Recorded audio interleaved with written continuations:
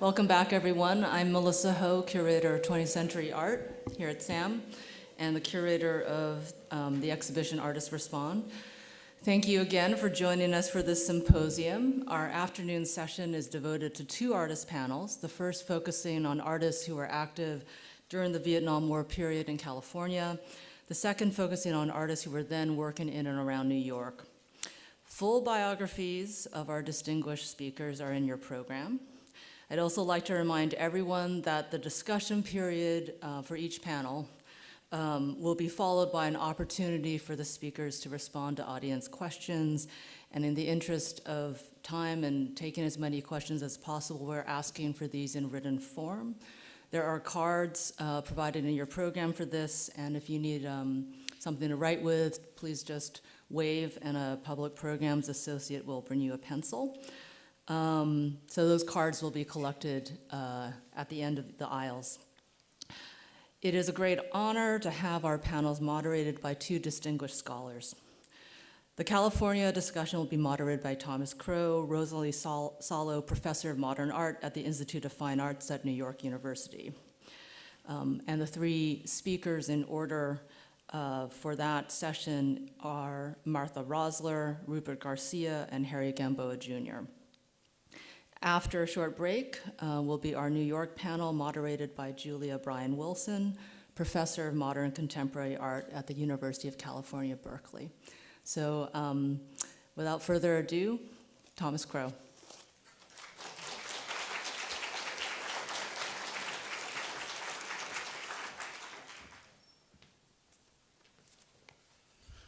Well, many thanks, Melissa, and I will join everyone in thanking you for the show with all your staff and collaborators and the opportunity to participate in it in a small way.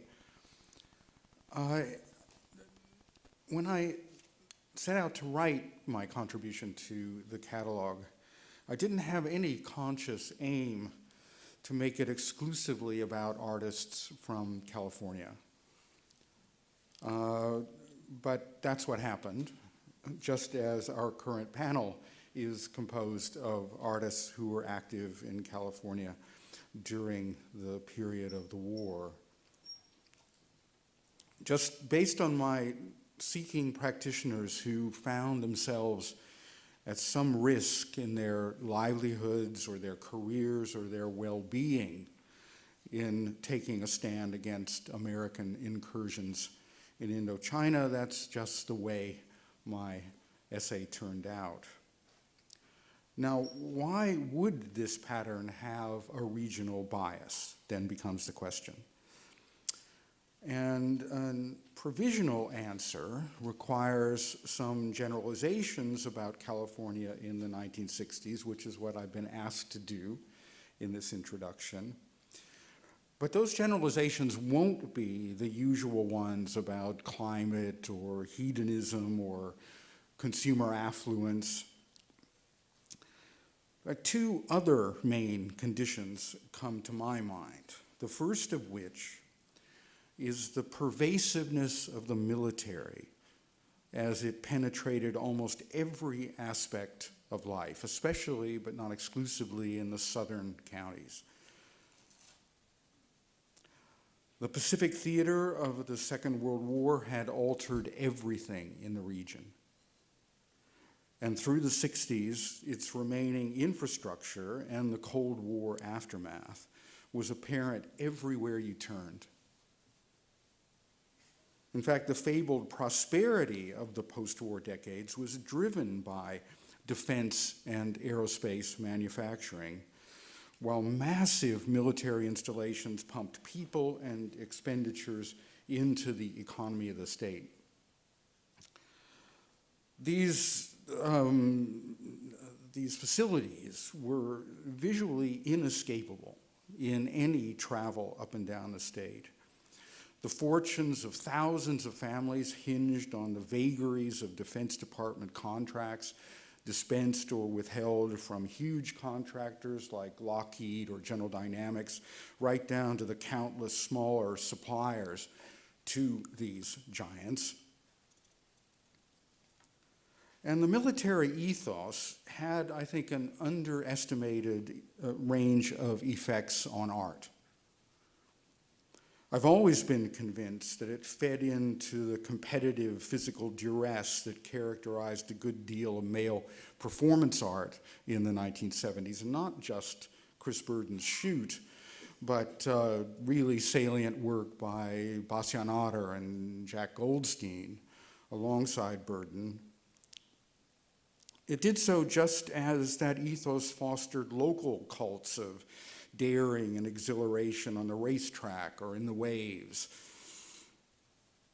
But our concerns lie a bit earlier than those manifestations. When this militarization of California life, I think, had two contrary effects. It could, one, foster an environment of political conservatism and jingoistic support for adventures abroad, notoriously in Orange and San Diego counties. But I think it also had the effect of taking the mystery and the aura away from the business of arms, as it was so ordinary a part of life. As the Vietnam mobilization escalated, the troops and warships, the planes on carriers were heading out from Long Beach Harbor or San Diego Bay.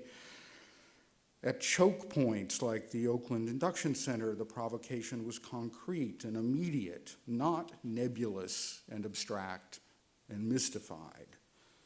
AWOL resistors and deserters seeking sanctuary would turn up, say, at the Orange Grove Quaker meeting in Pasadena from these nearby military bases.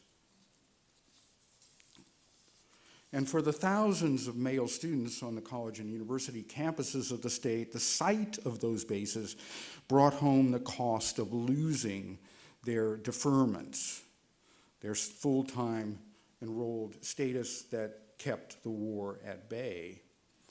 Sometimes, as in the case of UC San Diego, where Martha Rosler studied, the land under the campus had just lately been Marine Corps property.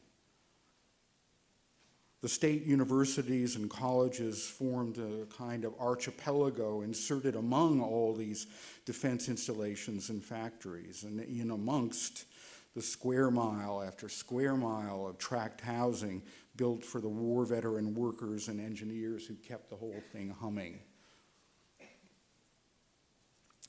Now, insofar as this enormous investment in higher education proceeded from the liberal vision of Democratic Governor Edmund Brown, it provided the non-conservative complement to the military ethos.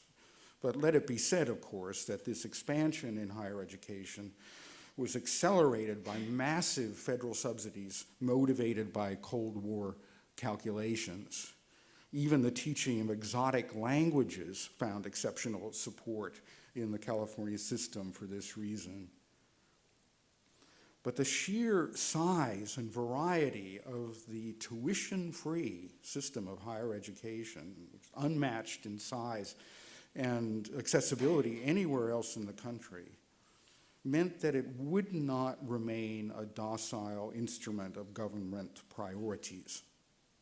The unforeseen eruption of the free speech movement demonstrations at Berkeley in 1964 made that plain, these being a conscious, collective refusal of any mandate that the university compromise its educational mission in order to serve state and corporate clients.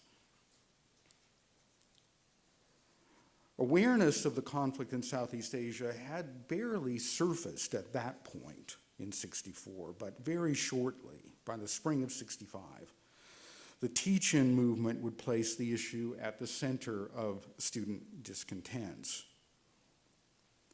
Before 1969, when student deferments from the draft depended, as I said, on full-time enrollment and good standing, the previously mundane affairs of the registrar's office became a political flashpoint, as they did most dramatically at San Francisco State at the outset of what became the lengthy student-faculty strike.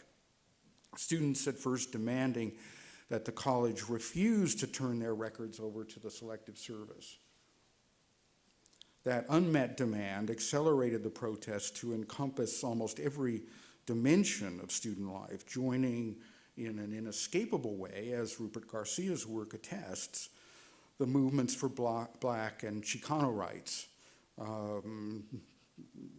annexed or seen as inseparable from the drive to stop the war. And the events at SF State unfolded adjacent to the geographical heart of the counterculture. Its ethos of personal fulfillment and ecstatic release having been fueled by encouragement within the post-war educational system, that students embark on a path to discover themselves. People had that luxury, perceived luxury in those days, and the noteworthy expansion of studio art teaching from the research university down to the community college level played a very large part in this. Now, there was intense debate at the time in the pages of Ramparts and elsewhere about the hippies of the Haight-Ashbury betraying the moral imperative of anti-war commitment by their wayward and self-indulgent pursuits. And it may have looked like that on the ground at the time, but the anti-war movement would have lacked much of its verve and intensity without the hippies' attitude of continual experiment with life and militant nonconformity to established mores. Quite obviously, the California student population and the state's youth culture in general was not going to have its way unimpeded forever. There would be pushback from established power, and that came with Ronald Reagan's election as governor. All those vital margins of free play began to be squeezed. Hard drugs swamped the utopian remnants in the Haight, and self-discovery retreated to the privileged confines of the Esalen Institute. The tactical ending of the draft took the heat off of Nixon's deceptive maneuverings to disguise the reality of the American defeat. The outcome of all this being to block the protest, artistic and otherwise, from the place it had briefly held in the mainstream. With Harry Gamboa Jr. here as one of its salient participants, ASCO stood in the early 70s for the resulting necessity to rebuild that capacity from the heretofore nearly invisible margins. Well, those are my introductory observations, and I gladly now turn things over to the main event, to the artist participants who will now eloquently speak for themselves, leading on to what I hope will be and know will be a lively exchange with them and you.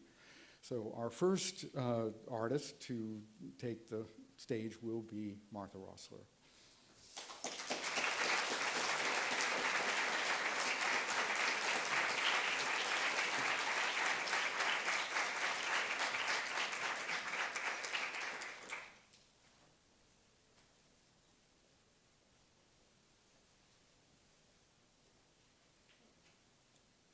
Set up with water bottles. Hi.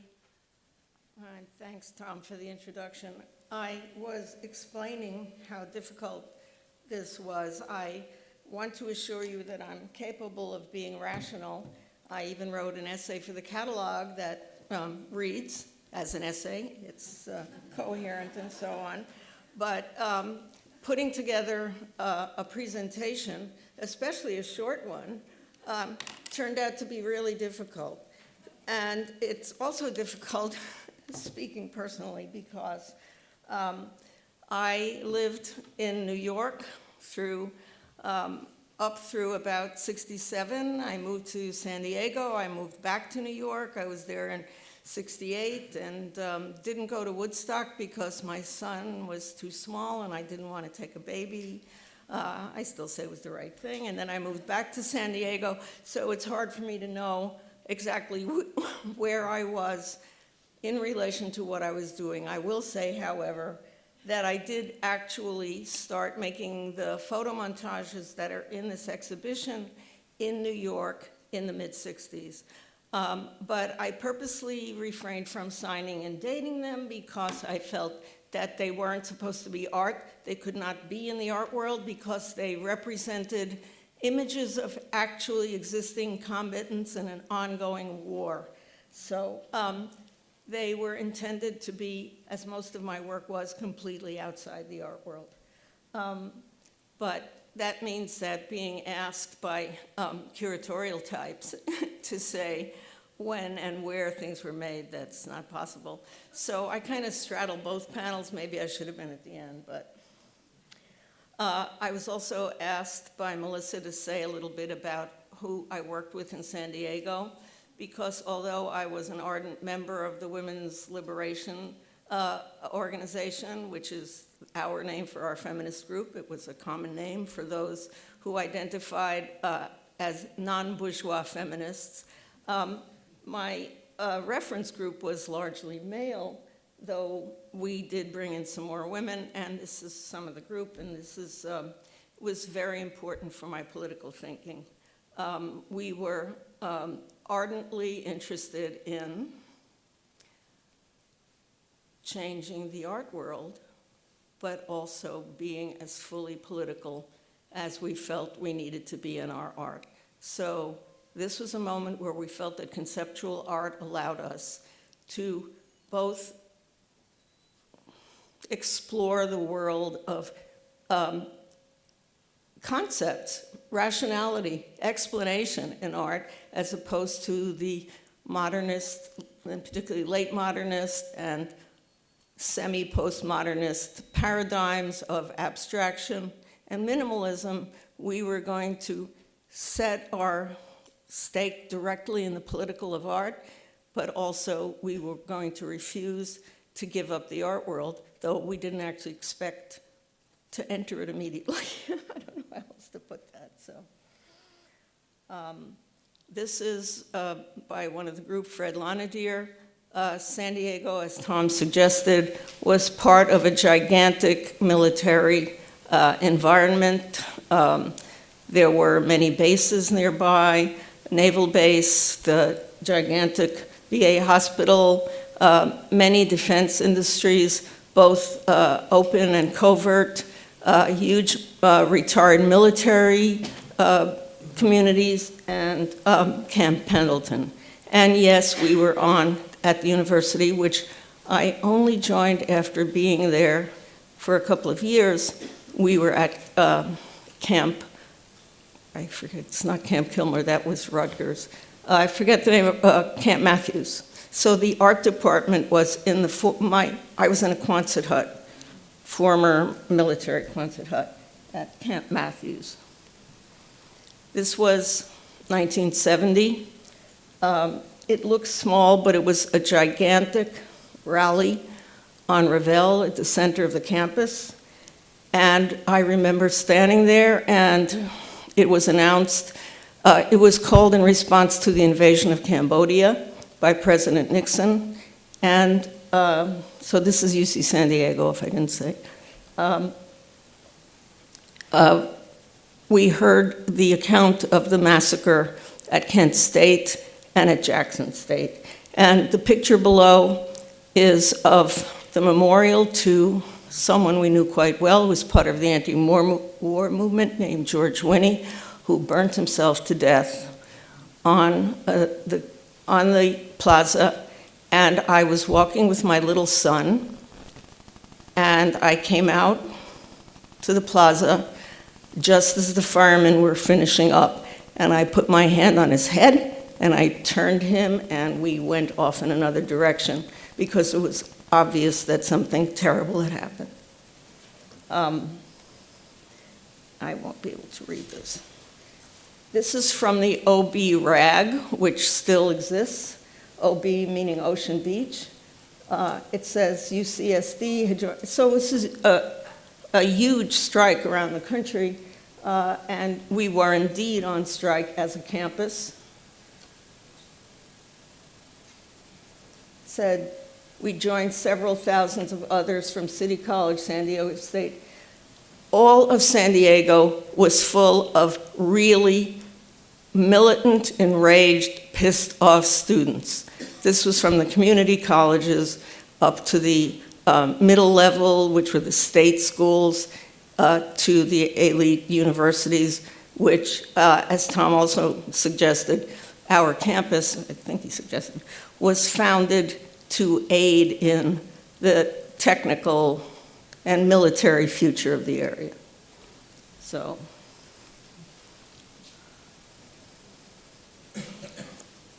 they're the worst type of people we harbor in America, worse than the communists. We're going to eradicate the problem, yeah. Sorry.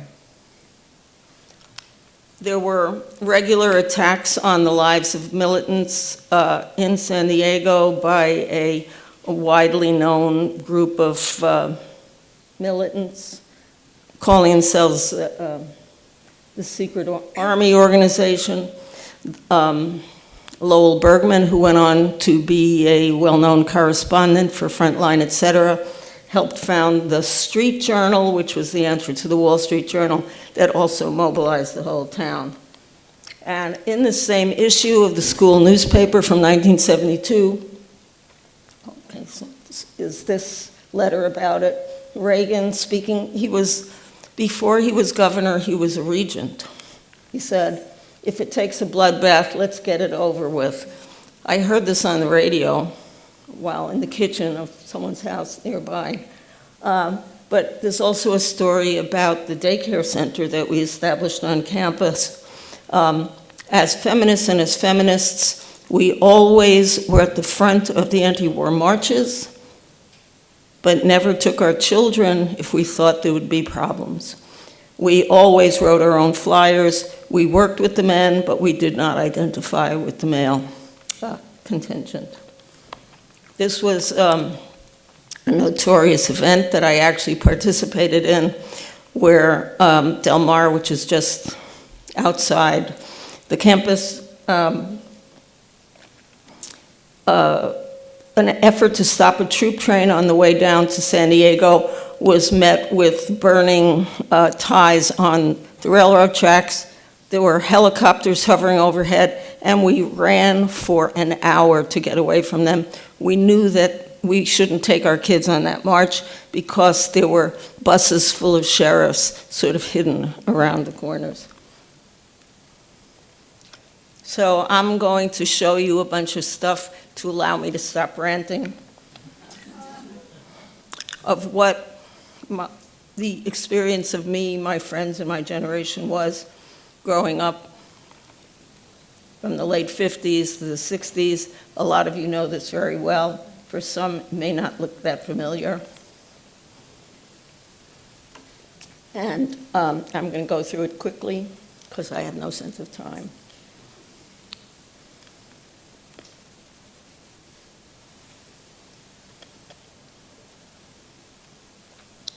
And it's mildly chronological. And forgive me for sliding the events.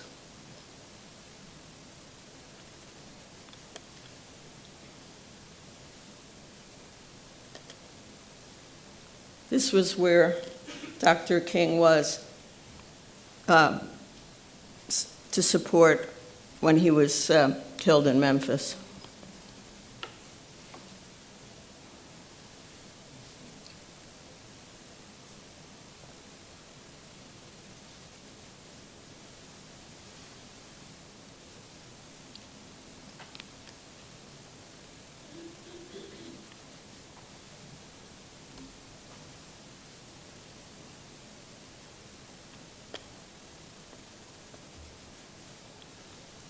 I was there with my little child in a carriage, baby carriage. That was one year I was in New York, but of course couldn't join their strike. We knew about this at the time. I was living in San Diego. only recently recognized and acknowledged by the Mexican government. But San Diego is only 15 miles from the border. This was a major event in our political imaginary, which was the May 68 strikes in France of students and workers. This is women's liberation, gay liberation. This is near the end of, see, against war and fascism. The events of 1968, including the Democratic National Convention, the assassination of Dr. King, and not long after, of Robert Kennedy. I was in graduate school with Angela. It was also on the '63 March on Washington.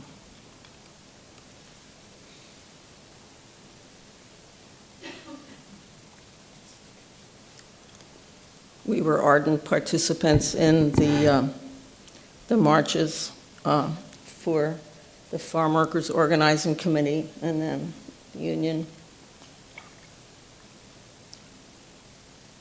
Supporters of the Chicano moratorium, which we'll hear more about, and the death of Ruben Salazar, who's gained an extra accent down there, who was a reporter killed by a tear gas grenade fired by a sheriff's deputy during the moratorium into a bar where he was taking refuge.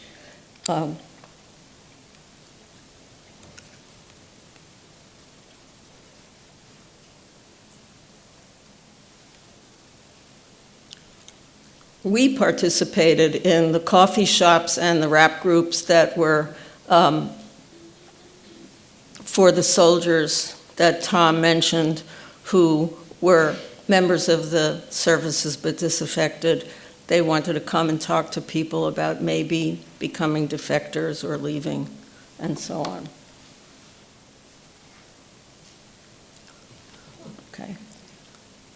If I've got another minute or two, I'll just show some images to remind you. Just let me know. Let me say that I was always going to mention the importance of Carolee's work for mine. I say it especially because we've just lost her, but this was in the presentation since the beginning. She's the first artist whose work I saw that was performance, that was against the war. I was maybe 19. It was like a punch in the gut, and I thought, everything is possible. It was an intense experience, much like many of the things I'd seen at the Living Theater, and happenings that were going on, but also explicitly and directly about the experience of, oh, I think I'm running ahead. Okay.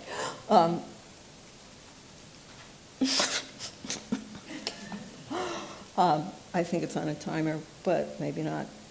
The experience of the peasants we were bombing. What does that say? 5 minutes? That's a lot. I'll be done.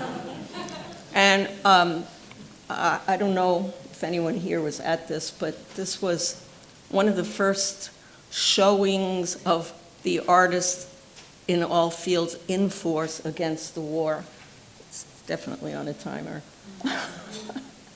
In New York City. I was pregnant at the time. I remember that because someone was playing very loud music, and I felt it was not good for the fetus, so I left.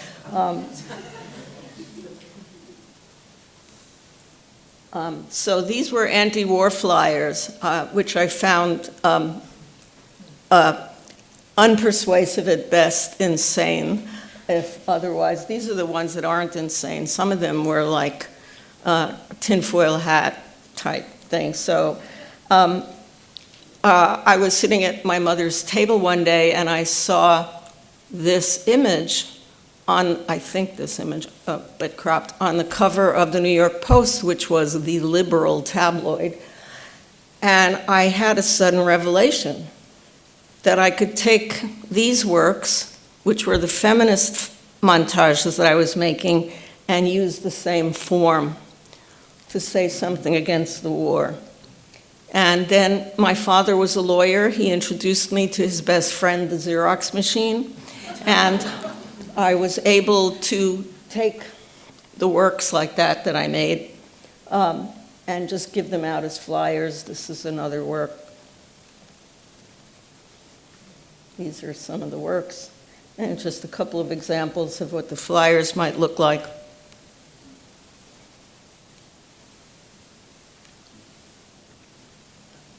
That's Bonnie and Clyde with Pat Nixon. When I moved to San Diego, I worked with a feminist newspaper, and these are actually in the show upstairs. And I'll just end with a couple of the other anti-war works that I made that were not photographic. Some women prisoners of the Thieu regime at the infamous Pulo Condori prison in South Vietnam, which I think is from '71, with the names and ages of actual prisoners. The aim, as in the photo montages, was to ask for identification between the viewers and the people that we were killing. My sons used diapers with slogans in which Vietnamese are called gooks, which is what they were called, in which John McCain lovingly called them till the end. I say lovingly with sarcasm. And our agricultural work, California, and that's it.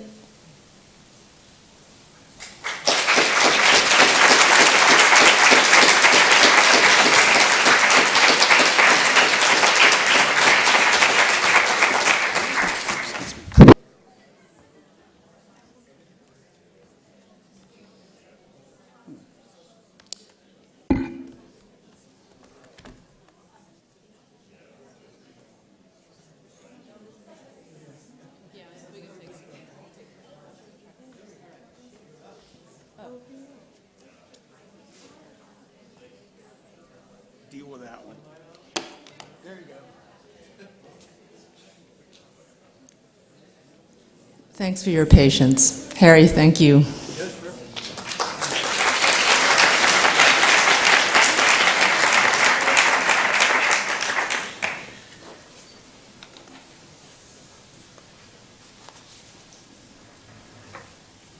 Let me just make sure. Hello, everyone. I was going to show my little shuttle rabbit tricks, but we won't go with this. Before I show some imagery, I just wanted to thank everyone here at SAM and all the scholars and artists, of course. Wanted to maybe predicate the demonstration that I'll show here. What it might have been like to grow up in East Los Angeles in the 1950s and the 1960s that led up to the Chicano movement of the late 60s and early 70s. Los Angeles was subjected to the fallout from the nuclear tests in Nevada, meaning that the smog was irradiated. And so I grew up in an environment where we were directly encountering the results of militarism, the effects of all the various technological advances. Actually, many of the scientists that were involved in the development of the nuclear bomb were situated in Pasadena. Not to mention, at the end of the war, many of the Nazi scientists were then brought over to contribute to the development of such weapons, as well as the training of police and the development of SWAT, which is equal to being a death squad, particularly with the police that would then encounter my community growing up. I grew up in a neighborhood called Boyle Heights, which was clearly demarcated with freeway designs as an enclosure, which also made sure that it was military testing, biomedical testing, environmental testing, weapons testing for domestic use. As a result of the particular area being targeted specifically one of which, of course, to actually be physically directly affected by radioactive materials that were introduced into the schools and into the air, to propose the viability of having a full-blown nuclear war, thermonuclear war, to then figure out who might survive, who might get sick, who might do better, or like a few of us who actually got a free extra battery out of it all. This kind of attitude, along with Chon's introduction, which sort of was included in some of the dialogue that's been here today, that quite possibly anyone who acts up deserves to be shot. I grew up in an environment where the population of my parents' era were directly the first group that was specifically targeted in such a way in Los Angeles, the Chicano population known as the Pachucos during the Zoot Suit era, in which they removed soldiers from World War II to violently attack the Chicano in Los Angeles, to murder, to rape, to brutalize, all of this to silence what was actually a viable development of the arts, of the poetry, of the use of the dialect known as Kalo, which is the first language I spoke, and also the utilization of different types of speaking, dressing, all of this. And what was left was sort of a population that was essentially, with the introduction of television, a population that needed to be kept in check by endless examples of negative stereotypes, endless examples of justifying why people should be murdered in the streets, and continuing to this day where we can keep children in cages even though they say they're not cages. And so growing up also, particularly with the era in which I'm going to show, my work here that I'm about to show starts in 1972, but in the 1960s I was a student leader, and in a book that was recently edited by Chon Noriega, Chicano and Chicana Art, they have a little mention in there how I was listed amongst the top 100 most dangerous subversives in the United States by the Senate subcommittee. Many people who were around here basically placing me at great risk, of course, to be listed along that with the testimony of an LAPD sergeant who claimed that myself and several other young people were more dangerous than the Black Panthers and the Communist Party combined. So all of this because I simply wanted to have fun. So in 1972, after having already survived something known as the Chicano Moratorium, the East LA walkouts, having been grown up in Los Angeles, East Los Angeles, at this point I'm 21 years of age, having already been placed on a list and survived that, I decided that I was going to go to the LA County Museum, kind of expand my worldview on some level, and maybe to just take a look around. And I looked at all the work, and of course Los Angeles is the second largest Mexican city in the world. It is second only in Mexican population to Mexico City. And after looking at all the various collection of the museum at that time, when I finally got to the last piece, it occurred to me that there was not a single work of Mexican or Chicano work in the museum. Again, at 21 years of age, I was very irate and absolutely fearless in this kind of environment.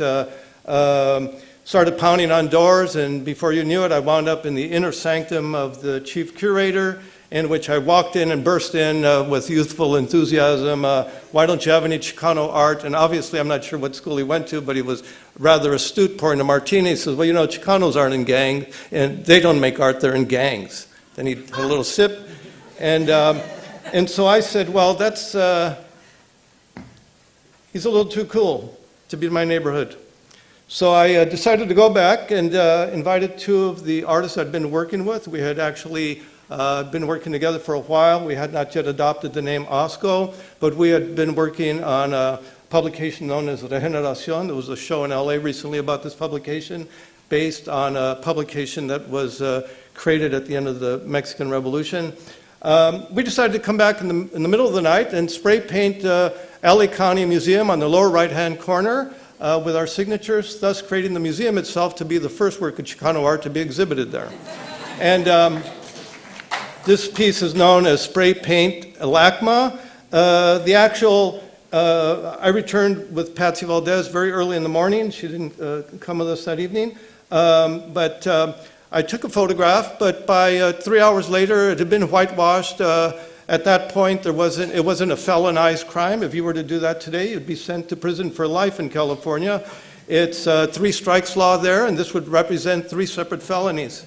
So I photographed it, made a 35 millimeter slide, and made maybe 100 duplicate slides and sent them out throughout the world to whatever I could encounter as either editors, different people who I thought would be of interest at that point. There was no internet. It turns out that the work did not go unnoticed. It started entering into dialogue. People discussed it for many years, and actually was first displayed, again with Chon being one of the curators of the show called Phantom Sightings, in which it took 40 years before this image was actually shown as a photograph inside the museum. On Whittier Boulevard, and so by this time we're at Osco, and Osco means nausea in Spanish. And what's on exhibit here is from a performance known as Stations by the Cross that was inspired by Willie Herron, who decided that we should go down the street. Of course, the politicization of the actual performance was to take this basic rite, a Catholic ritual, which is usually done at Easter. We did this on Christmas, so we were kind of relating to the death of Christ at some point, but also interspersing maybe some Aztec components. I walked around wearing a skull from a dead dog that had been on the streets of East LA for some time. We had smeared blood and mud and various refuse on this cross, and we marched it down Whittier Boulevard, which was the length of the major demonstration that had taken place, which was known as the Chicano Moratorium, August 29th, 1970. We took it up to the Marine recruiting station and wedged it into the doorway, and they shut the place down for a day. And so we were responsible for stopping the drafting of Chicanos from East LA. For that one particular day, if one were to do a little bit of research, you would find that Chicanos were disproportionately represented in the war in Vietnam, and part of that had to do with Richard Nixon's personal hatred of Mexicans. He grew up in the town of Whittier, which is nearby East LA, and he had a funny way about him. He didn't play piano very well either.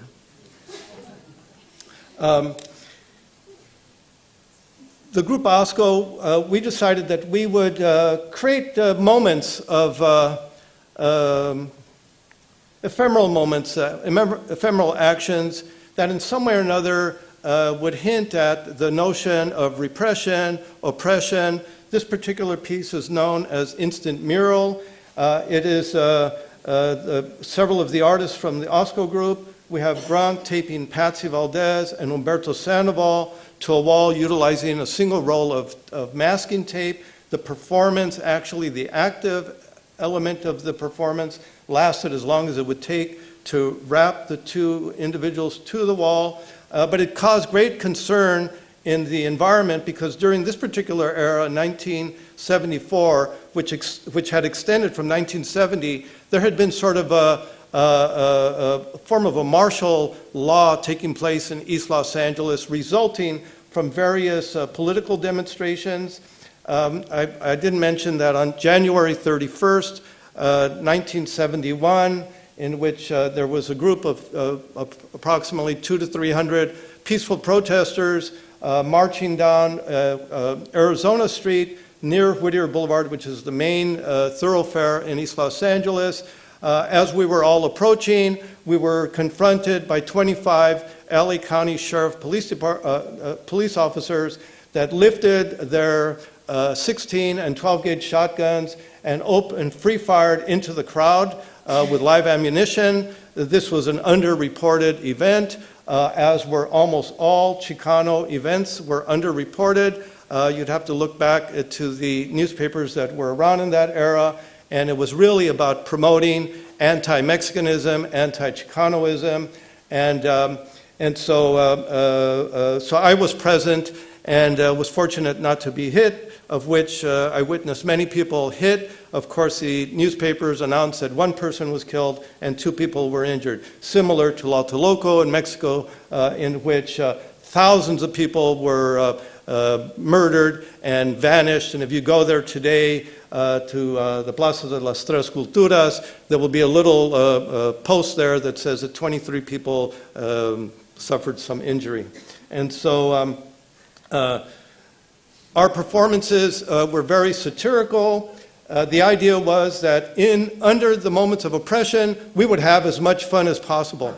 We would create moments of joy, absurdity, and beyond that, the notion of being cool, which was actually the reason that the Pachucos were essentially killed, is that they were too cool, and we also were cool. We would actually outcool those that even invented the word cool. And so we used to call ourselves jetters, actually, during this early era, and there was like a handful of people.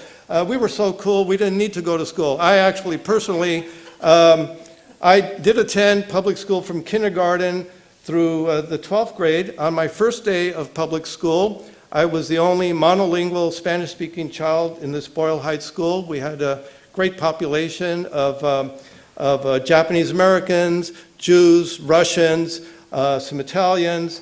I was there. I did not speak English that day, and all kindergarten teachers are very nice, but particularly since it was an apartheid kind of situation, the teacher brought me to the front of the class, and I performed my first art project, which was to go to the cupboard.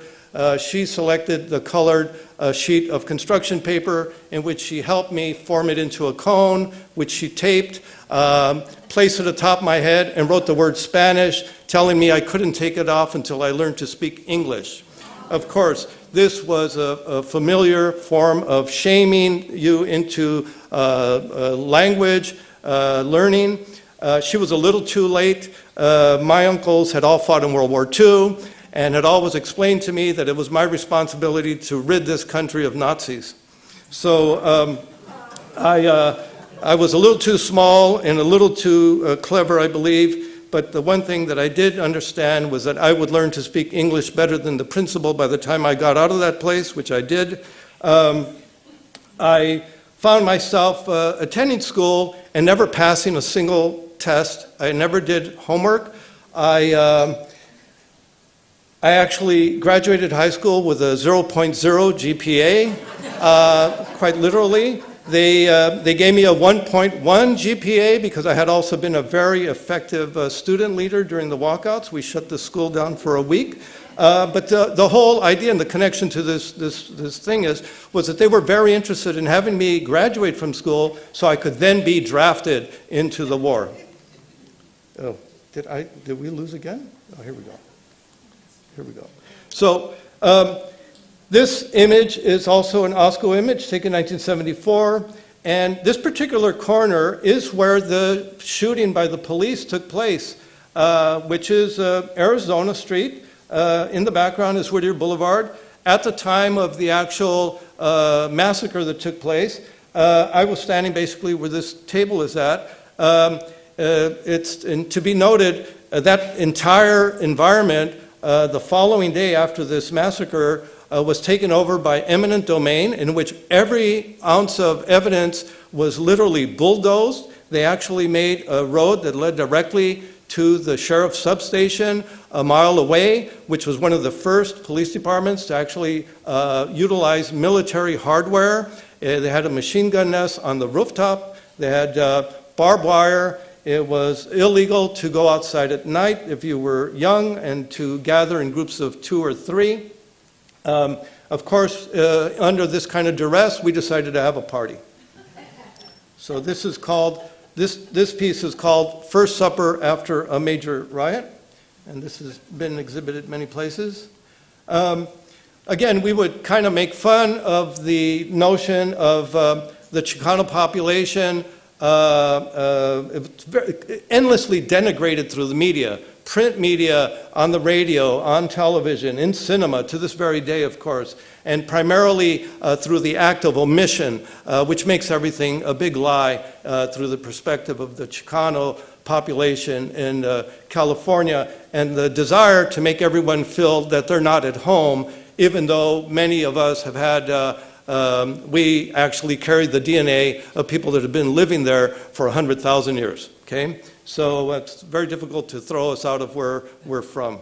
And so we decided that we would, and I would always hang out in the streets at night. We'd do different things where it was very dangerous because basically the police were allowed to harm you. And so we decided to make a whole series of, and of course nowadays you cannot use that term, but these were basically people who would go around and mete out justice to petty thieves. And so this is called the Gores on Whittier Boulevard. And again, this is one of these Osco images. It's kind of taken a life of its own. Actually, it's been presented in many places. But here we have 4 of the members of Osco performing here, doing this. And again, in the late, in the 70s, mid-70s, at that time, 2 of the artists that are listed here, which is Grunk and Willie Herron, had come to the attention of the international community via the Exxon Corporation for being well-known muralists. These are 2 very talented muralists. This contributed to Los Angeles being the murals capital of the world. And so I decided that, you know, Chicanos don't just make murals, but I think we should, and we're not all just in East LA, so I had Osco, we went to Malibu, which is just a few miles away, and I said, listen, you know, they're human too, we're gonna go where all the movie star shit comes out of. And so we titled this Asshole Mural. And so, yes, if, you know, people in Malibu make murals too. This work, of course, is in the collection of Sam here. This is called Decoy Gang War Victim.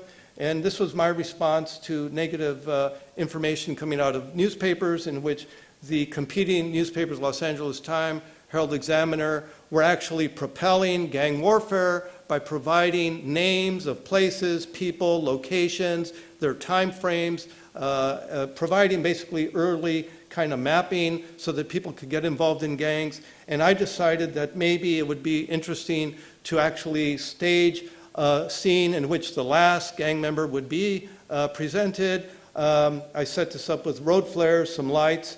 Grunk is laying on the ground.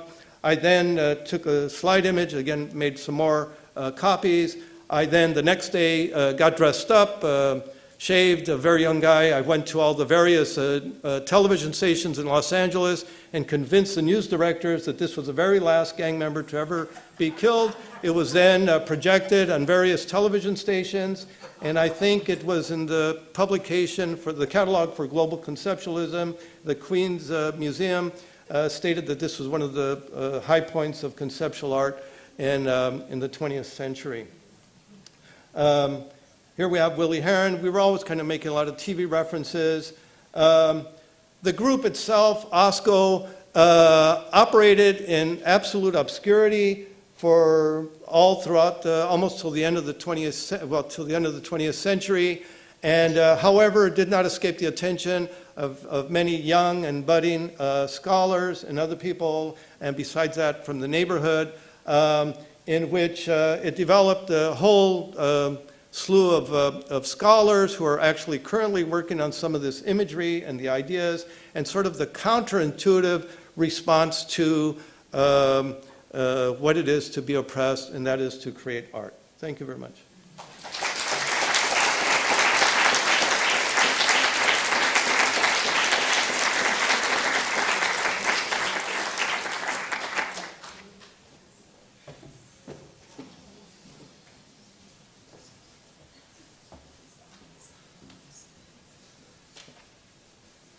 Thank you for your patience, for all of our patience.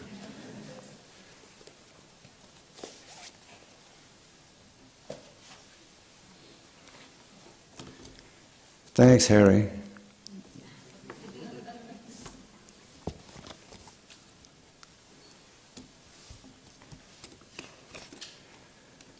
Let me begin by thanking Melissa Ho for inviting me to make this presentation today, and also the team and all the staff of SAM who have put this exhibition together, Artists Respond.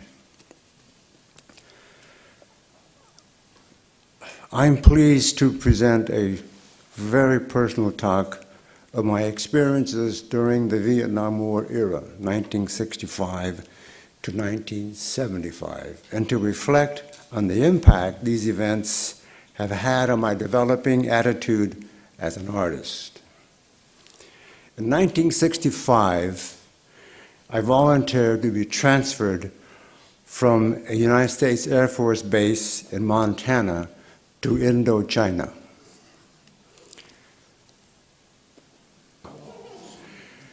Here's a photograph of me looking rather earnest and unquestionably willing to do my duty when stationed in Indochina from 1965 to 1966. My transfer orders read in part that I am to be assigned to a remote area. That's all it said on my orders. The translation, however, is the following. I am being sent, these are my words, I am being sent to Indochina to perform covert security duties at the United States Air Force Frontline Air Base during the Vietnam War. The air base is called the U-Ban Royal Thai Air Force Base. It is located upcountry in Thailand near the Laotian border. To conceal the American security forces' true identity, mine among them, we are ordered to wear the Australian military slouch hat that the Australian troops stationed here don. Our mission, to carry out President Lyndon B. Johnson's secret maneuver to bomb northern Vietnam to deter communism, or the communists rather, from further military activity. That's our mission. The campaign's code name is Operation Rolling Thunder. It marks the first sustained American assault on North Vietnamese territory and represents a major expansion of U.S. involvement in the Vietnam War. Following the years of attack, Operation Rolling Thunder proves ineffective. While in Indochina, I learned of the anti-Vietnam War protests back in the United States, and because of my fervent anti-communist commitment to our task, I find this treasonous. I talked with fellow security airmen about having the U.S. government fly us with our weapons in hand to these rallies back home to teach these anti-American hooligans a thing or two. I was very serious. At the same time, another conflict occurs on my base between black and white servicemen. It also is a very intense and profoundly unsettling experience, as well as a too familiar experience of mine growing up in the south side of Stockton, California during the 50s.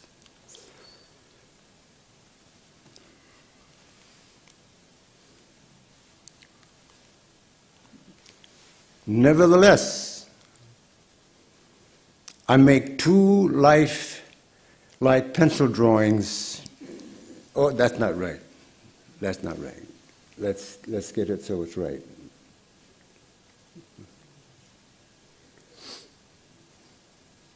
Okay. Nevertheless, within this context I just described, I'm able to make 2 drawings in my stay in Indochina. They're very lifelike, very traditional, and they're very subtle, quiet, unlike the sound of the fighter jets which flew daily at this airbase. Extremely and profoundly loud, and it took me years to deal with that. This is a Sikh man whom I met while I was in Ubal Ratchathani. Very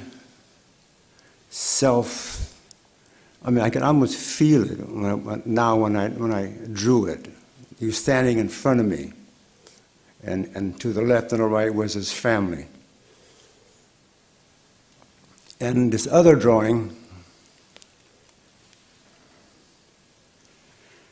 is a traditional Thai house on stilts. It's almost as if the pencil barely touched the paper and moved across it to make these drawings. Very quiet.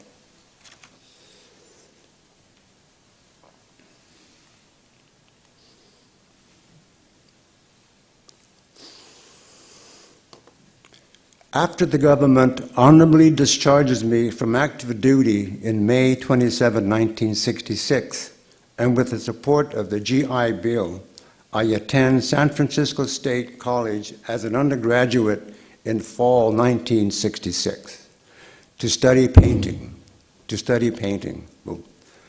which I have always wanted to make art. I don't know why yet, but I just have to do it. My mother taught me drawing when I was a little boy. She wanted to be an artist, as I learned much later in my life. As I keep secret my activities in Indochina from family and friends at home in Stockton, during my college years and after, I continue not to share with anyone that I am a Vietnam War veteran, for the people with whom I mix are adamantly against the Vietnam War, and that was a very difficult personal experience. Very difficult. At school, we're going to see some undergraduate art from 1960 to the early 1968. During the Summer of Love in San Francisco and the anti-war protests on and off campus, I am perplexed by, on the one hand, my earlier gung-ho participation in the Vietnam War, and it was absolutely gung-ho beyond belief. I really was there to do some work. On the other hand, I began to deeply doubt the justification for the U.S. and my own involvement in that war. This drawing that we see now was produced a year removed from Indochina. And like the lifelike drawings we just saw that I made in Indochina, I continued that lifelike kind of depiction. And this is a Vietnamese man made in 1967. I don't know why I did it. I tried to figure this out. Why did I draw this man? And I can guess, but I don't know why. But I did. And this was a project that was really done independent of art school projects. A few more drawings, some undergraduate work. I'm sorry, maybe, this is an etching, 1967. I'm starting to reconsider how to compose, how to look at my paper, my canvas, in other words, my support. How do I approach this support to make a picture? This was a big change for me in terms of composition. And as we see here, there are military folks, and on the bottom, a young girl. And this looks like something that I did when I was actually in Indochina, but I don't know if I intended to replicate that experience. But nevertheless, there it is.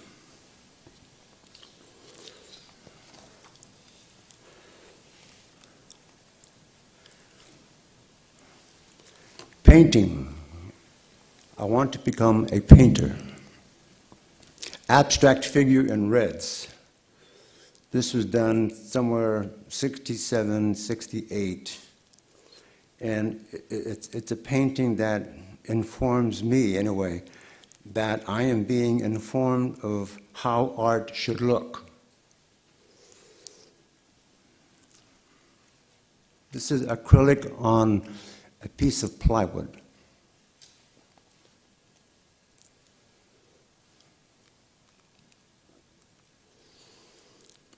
'68 mixed media collage on illustration board. Now I'm really messing around with representation and mixed media.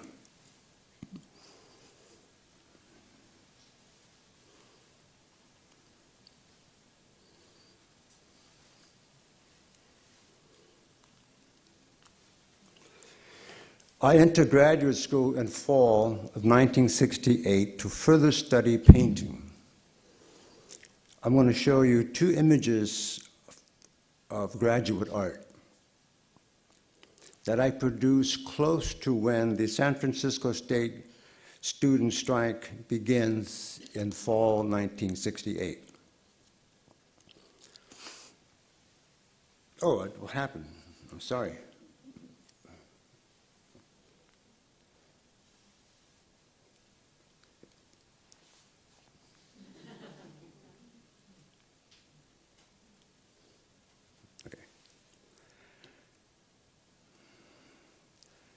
I don't still quite know what I'm doing as a painter, which I think at the time was a very important thing. But these pictures reflect not only my awareness of pop art from England and the United States, but more importantly, of a movement in continental Europe. As in particular, a group that was known as New Figuration Artists, Adami, Ero, and many others. I'm really impressed by these artists, really impressed by these artists, especially, and this is a quote from one of them, especially their dynamics of an ideological eye giving a certain subjective cheekiness back to representation. A lot of American pop and English pop overall didn't do that. Some did.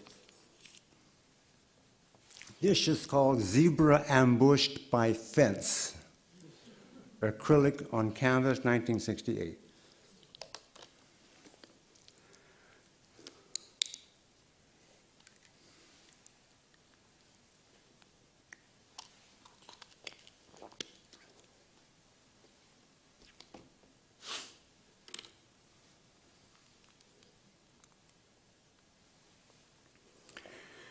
Acrylic on canvas, 1968. This is entitled Unfinished Man. When I was in grad school, doing the critiques, when we students were quite serious about making pictures, we had faculty who would tell jokes while we were looking at our paintings. I couldn't believe it. I felt, putting our minds, our feelings, our lives in pictures, and these idiots are telling jokes. Unbelievable. But I learned what not to do when I became a professor. Never did that. Now, concurrent with making these last two paintings, the zebra ambushed by the fence and unfinished man, developing rebellious activities are happening on campus, in the Bay Area, the state, the nation, and around the world in 1968 and 69. They mark the origins of my critical thinking. That is, during this time, I experienced, as others, powerful social and political movements protesting the Vietnam War, the one that I just came back from, racism, sexism, economic and environment exploitation, imperialism, and much, much more to bring about what many believed needed to be changed.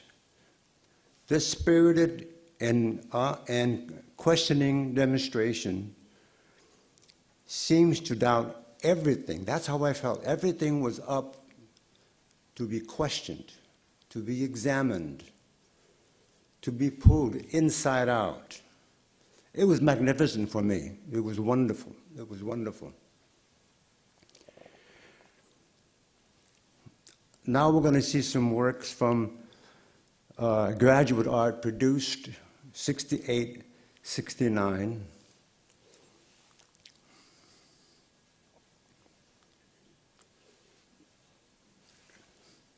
Which were made within the context of the student strike at San Francisco State that was led by the Third World Liberation Front.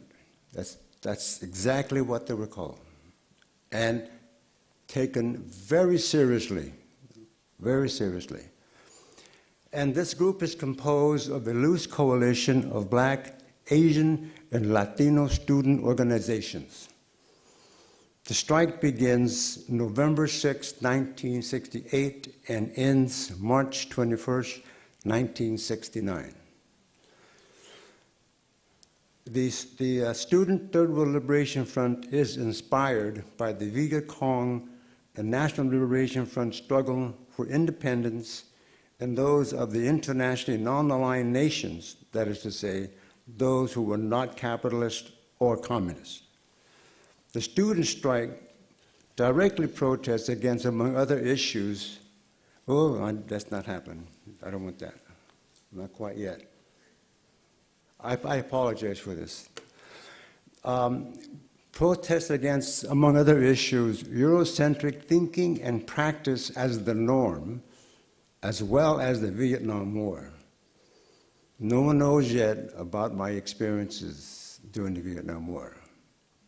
This is an image of Che Guevara, Dr. Che Guevara, Argentinian, who becomes a Cuban revolutionary, and a symbol of the worldwide revolutionary movements for national liberation in the Third World and the United States.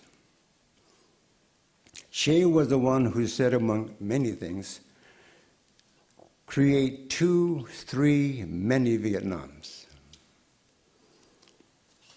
During the early period of the campus strike, art students and faculty decided to participate in the strike itself, and we established a silkscreen poster collective workshop in one of the art department's print studios. Tonight, this evening, or whatever time it is, I am so happy and moved to see a fellow art student in this room from that time. My dear friend, I love him very much, Jim Dong, who was in the exhibition Artists Respond. Great to see you, Jim. It's magnificent. It's magnificent.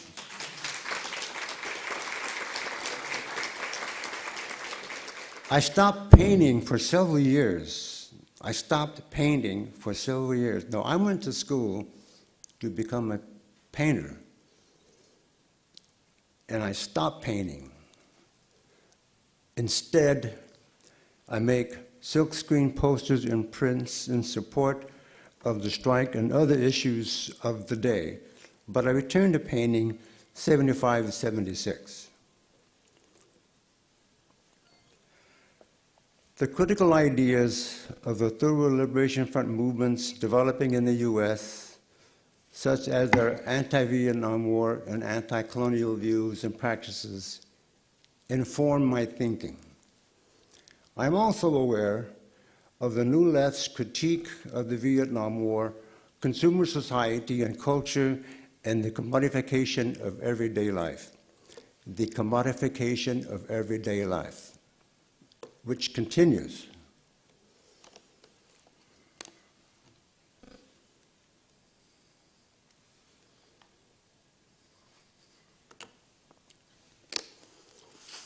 No more of this shit.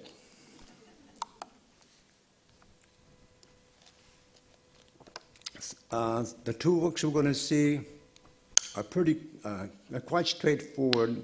This in particular is profoundly such.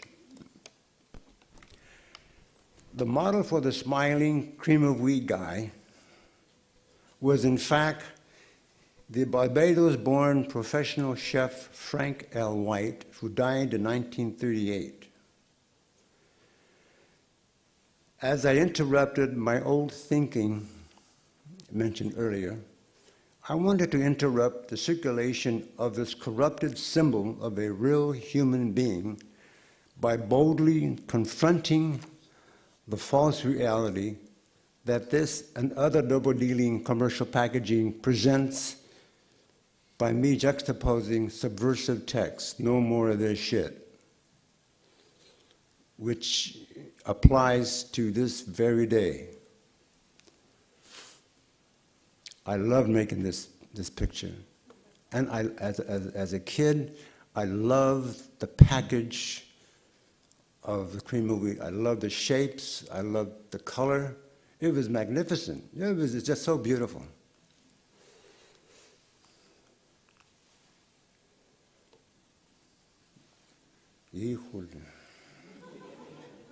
Oh, here we go. Okay. Now this is called decay dance. That's not called decay dance.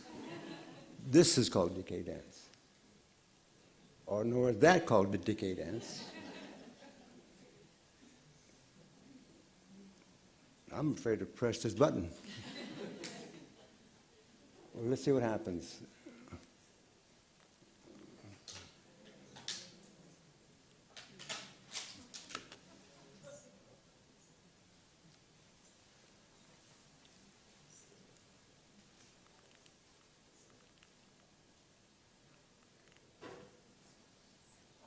Again, I appreciate your patience and mine.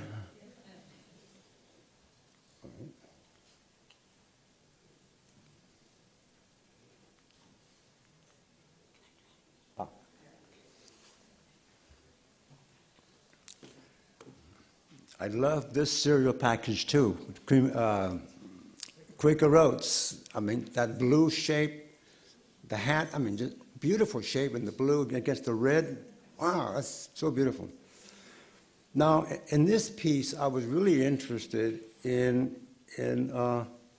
exploring two symbols, one of the upper class sense of Mona Lisa, and that of the working class, the Quaker Oats guy, by juxtaposition, and in the same commercialized aesthetic space.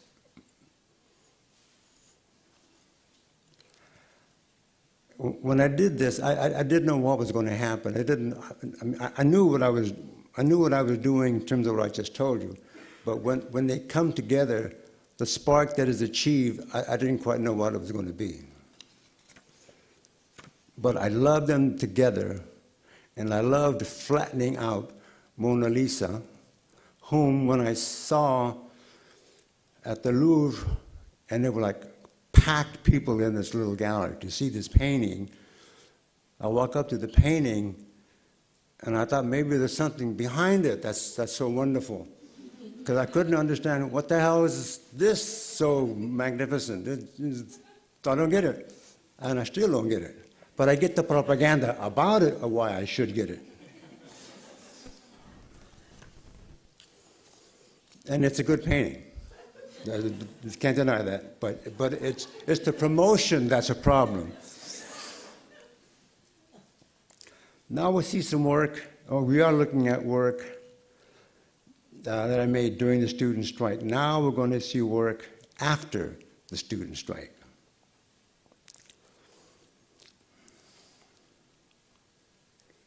Boy, this thing is, I don't know what. Okay. Now, this is one of my better works. We want to go for that one. You want to stay here? That was tough to do. This is Fuera de Indochina, get out of Indochina. This was specifically produced, this silk screen poster, for the Chicano moratorium against the Vietnam War, which Harry mentioned and which he attended. Held in East LA, August 29, 1970, when, following the attendance at the demonstration, Ruben Salazar, covering the event for the Spanish language KMX TV, and Martha mentioned this, is killed by a tear gas canister launched by a police officer while he and his crew were relaxing in the Silver Dollar Bar in East LA.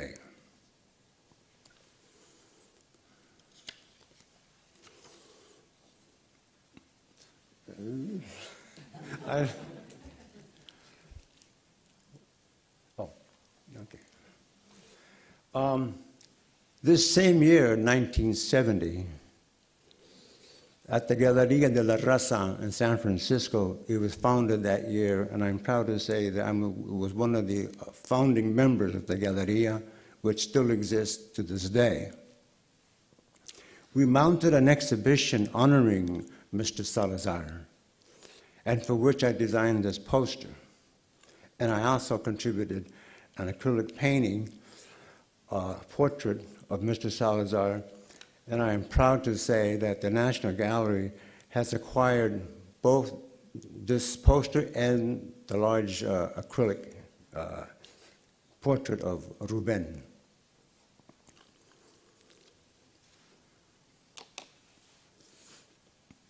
I'll mention in passing, years later of the event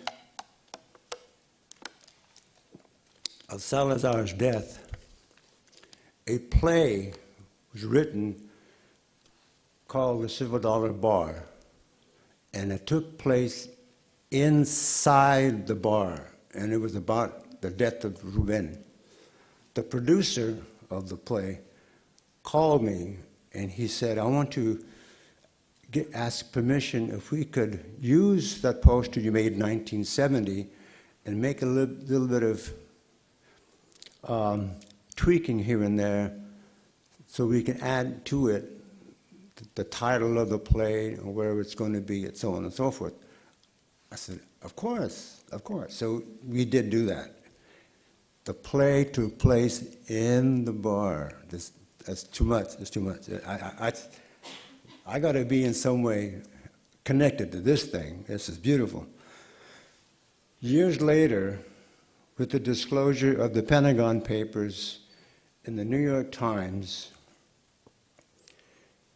I learned the initiation for President Johnson's secret Operation Rolling Thunder, which he made on March 2nd, 1965, is based upon misleading claims, which not only facilitate my transfer and collaboration in the Vietnam War, but also made it dishonorable. Can you imagine that? Can you imagine that? you're involved in a war, thousands of people die, are wounded, and you come home and you learn about this, and you realize it's dishonorable. That's quite a lot to swallow and spit out, which I do. As with my response to the anti-Vietnam War protests while I was in Indochina, I am equally shocked, as I just expressed, I believe, and deeply offended. In the last two works I'm going to show, I, as never before, openly picture my 1965 participation in the Vietnam War. Yeah, I don't want to ruin the last part. This is a painting on paper, 60 inches by 100 inches. It's called Rolling Thunder. I had an exhibition called Rolling Thunder last year at the Rena Bernstein Gallery in San Francisco. It was a show that demonstrated 50 years of my work dealing with war. I had 8 paintings in it, 3 posters, and 2 prints. It went from World War II to the invasion of Baghdad in March 2003. Now this painting, which I really love this painting, took a long time to figure it out. I had the layout of it, and over a year it took to gather myself to make the commitment to make it. The painting is based upon 3 photographs. As we face it to the left, that's a photograph that I took of the landscape right outside of my base.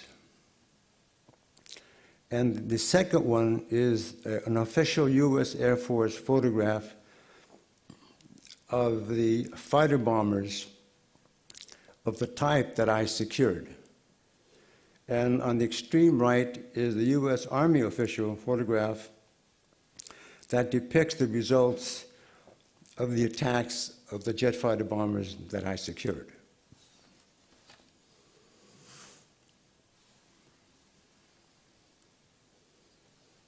I think it's a very beautiful painting. I really love it. It's really beautiful. I'm serious. I just love doing it. I mean, and by the way, there's nothing wrong telling anybody that you love your work. Nothing. If that's a myth, it's one of the biggest myths I ever heard of. And also, I want to mention, has become important to me, that I don't make pictures for anybody but me. I'm trying to figure out who I am now, before, in the future, in the world, by articulating colors, shapes, forms, darks and lights, and to understand myself and just trying to figure it out. Just, why am I here? What's going on? Be critical, be funny, be open, be embarrassed, be quiet, be all those things. Without hesitation. Just be who you think you are. Now, in this last, oh, there it is. Is that it? Yeah, this is my last picture. One of the most important prints I made in many years. This is called Hoodwinked. As you see, this picture now represents, 54 years later, my post-Vietnam War critical awareness of the many things I've learned from 65 to 75 in the years the current exhibition covers.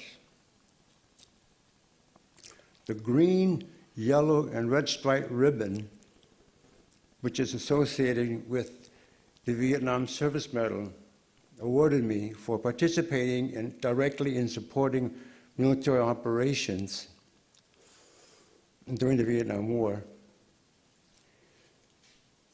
Now, instead of wearing it proudly on my chest, it now covers my eyes, which deliberately blinds me from the government's deceitfulness for the war, to reveal that I now see that I was hoodwinked into volunteering for an unjust war.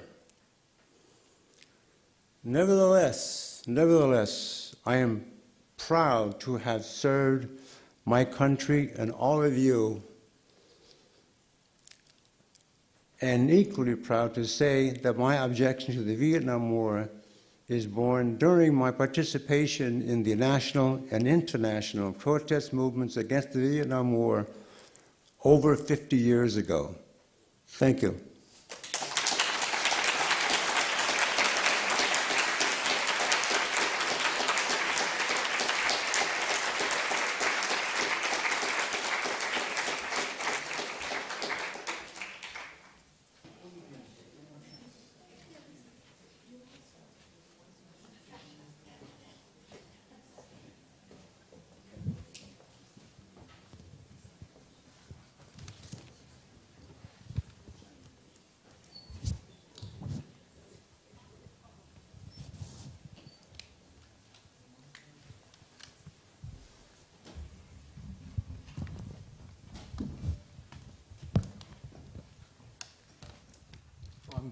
Grateful for everybody's patience in light of the technical problems that kind of slowed the momentum of our session, which I hope we can pick up.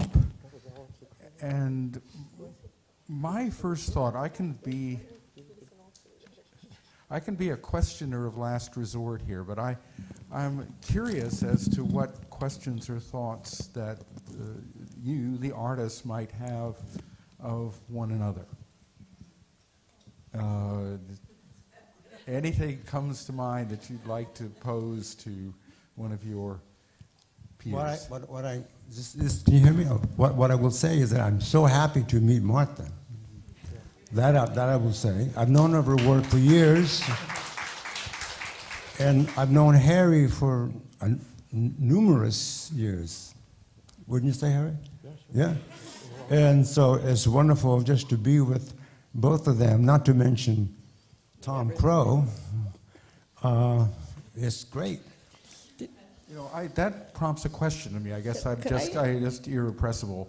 I hadn't known that your poster for Indochina had been done for the Southern California moratorium. Specifically. And I'm curious as to how that link came about. How did they reach out to you, or how did you reach out to them? That's a very good question, because I don't have it crystal clear in my mind about if they asked. I don't think any. I don't know. Well, what I do know is that I made it for the moratorium and I sent it down. That I know. Other than that, I don't know if somebody called me and said, "Hey, would you please?" I don't know. And you know, it's a great thing that I think this exhibition and catalog are contributing to, that in the history of protest, in which, you know, some of these events are very well known, but they're usually the more collegiate Anglo left-wing expressions of protest, that the Chicano moratorium has now come to the fore. And I think the attention that OSCO has had over the last 7 or 8 years has also brought that about. I don't know, Harry, how do you feel about that change? Do you think it's been sufficient? Well, one thing about the Chicano moratorium, it was largely ignored by the mainstream media, but I had several friends who were in the Vietnam War, and they sent me copies of the military newspaper known as Stars and Stripes, and they actually made mention of the demonstration. So it did reach national attention. I guess, the notice of Chicano art and sort of the involvement, of course, was sorely lacking, and it's now being actively slipped into the various pages to catch up to be included in the art canon of the 20th century, 21st century.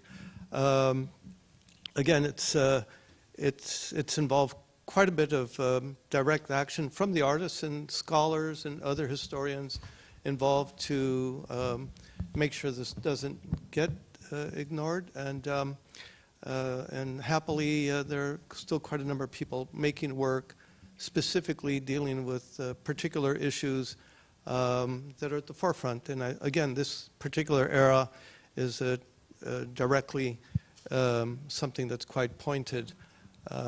When our current president said that we are all criminals and rapists, I have sort of a counter project that I've worked on, which is actually on display at the National Portrait Gallery, which is of Chicano men who are actually have been great influences and pillars of society, as it were, completely overlooked, countering such an assertion. And the same with people who make work. You'll find that people have worked in various fields and approaches that kind of can match other work internationally. So yes, it's not time to forget or to omit. Well, just from a strictly non-art historical look at this, of course, the Chicano movement and the various newspapers and Mecha and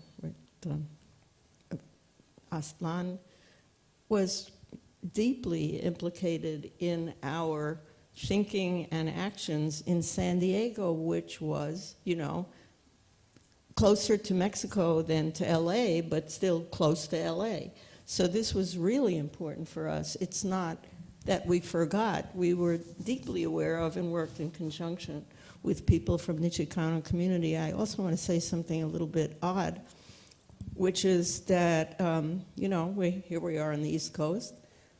There's a great deal of attention to Latin American art in museums in the U.S., but very little to Chicano art. It still lags dramatically behind. In other words, our own artists are being ignored in favor of a kind of laudable and belated internationalism, but it cannot substitute for it.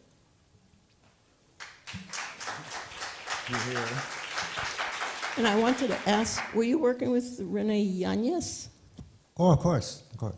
He's a friend of mine. Rene Yanez, who died recently from Yes. cancer, was, along with other artists from the Bay Area, who founded the Galleria as I mentioned before, in 1970, and he was a very important component and practitioner and thinker about the Galleria and its reason for being. He'll be sorely missed. Yes, and did you know Yolanda Lopez, his wife? Yeah, I do. I know Yolanda, and she lives in San Francisco, Yes. and she's making art, some art. I just saw her recently. She's doing the best that she can with what she has. She was my student and then a very good friend. Oh. She was from San Diego.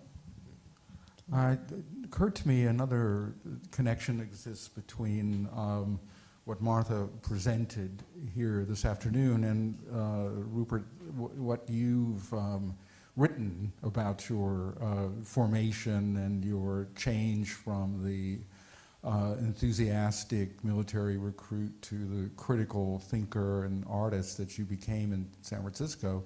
You talked about a teacher you had who had some experience of Paris and May '68 and the silk screen movement that Martha mentioned. That's right. During the student strike, the art department, students and the faculty got together and tried to consider how can we participate in the campus strike. What can we do? One of the,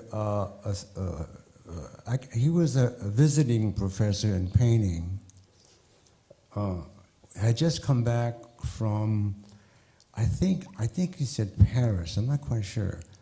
But he said, you know what they're doing in Paris? No, sir, what's they doing in Paris? He said, what, they're making posters in support of the student and worker rebellion. And that was the answer for many of us students to consider how to respond as art students to the situation. Direct action, and we reconsidered how to teach art, why to teach art. We were interested in the collective notion of how to think about making art. There was no master individual telling us when we started to make prints and make posters. We had no master instructor or teacher. We instructed ourselves about how to, I didn't know how to make silk screens, never heard of them before. But during this time, 68, I am introduced to it, and with the help of other students and faculty, we came up with making, we had a workshop, actually. We got a name, we invented a name, and it was so exciting that painting, making an individual picture on a canvas became at the time unimportant and irrelevant for me. And so I just stopped painting, and what made sense, I think I mentioned this a little bit, what made sense was to work with fellow students, and Jim Dong was there, and I was an unofficial liaison with the Third World Liberation Front. I would go back and forth and meet with some of the guys and talk about what's going on and come back to the art department and share what I learned. And so it was because of this visiting faculty that we got caught wind of the significance of making posters. And that was it. And it was very profound. I'm pretty sure that I was influenced by one of your posters. I'll have to check with you. Did you make something with a profile of a woman? I know. I'd have. Of course. Why? But I want to say something about the origins of production of anti-war propaganda, which is what we're talking about, in a good way. Propaganda means spreading the word. My group, which I showed, we were all based in photography, reproductive media. We joined together with the Oil, Chemical, and Atomic Workers Union head, Tony Misaki, to try and make some posters talking about environmental assaults on the workers, but their vision was we would make silkscreen posters, but we didn't want to make silkscreen posters. We wanted to do work that was photographically based. I will concede that ultimately, through the Galleria and other places, I realized the potency, and also through, the whole posada type tradition of drawing and so on, and I had friends in San Diego involved in that, including Yolanda actually, that the drawn work and the art type work, and my son turned into a comic book artist, I can't complain about it, was really a potent way of actually getting your message out. So in a sense, those of us working in photographic media wound up addressing an entirely other audience, though I have to say mine were Xeroxes, so that's a little different. But I just want to say that in terms of the image itself, in many ways, the richness of a poster, a silkscreen poster, is a more beautiful and wonderful and perhaps more moving object. Yeah, there was, my own investigations have shown me, an amazingly quick international network of ideas being exchanged from one center to another. Even the famous Paris Atelier Populaire silkscreen posters really came about because a whole group of French artists had been in Cuba the previous summer. And it was there that they picked up on what's just as important as the silkscreen medium, is that line dropout technique, that high contrast use of silhouette, simplified imagery, which, if it had any origin, it turned out to be Cuba in the summer of '67, which migrated to Paris and then migrated to San Francisco and became a kind of international language of protest visually in terms of the style, just as much as what it was showing. Now, what I've been signaled to do is turn to some of the questions we have from the audience. And the top one is, I think, a general one. It says, how would you compare the imperative of artists then to our current time, both in response to contemporary challenges and to continue addressing the fallout of the war, as in the authoritarian regime in Thailand? Could you speak about the challenges and successes of intersectional art then and now? Take any portion of that appeals to you. I teach at CalArts, and young people are faced with a different level of having to deal with an economy that is very assaultive. The situation and the decision to be an artist cannot actually be taken lightly. However, the various issues that exist today really do require a response, a direct response, and I feel that quite a number of young people are really capable of engaging. Of course, the alternate, of course, is a market, which dictates elsewhere, and so I feel that, again, for the various populations, as we know, again, the entire world is protesting on behalf of the environment, that is a physical environment, but we do have a social environment and economic and political environment, and here in this country we have quite a number of things that are contributing to various forms of pollution of all sorts, and I feel that it really would serve the artists, and the artists could serve in the cause of promoting awareness so that people will achieve some level of enlightenment and be motivated towards action to rectifying some of the problems that we have. Yeah, you speak about your current experience teaching at CalArts, which is, of course, a premier training institution for artists in this country. But, you said when you were speaking about you were not proceeding from the college university level of protest in your day, but from high school. And we are seeing, in fact, high school students becoming more or less the leading activists among young people. And did you have any particular encouragement in the art teachers you had in high school, or was it all self-motivated?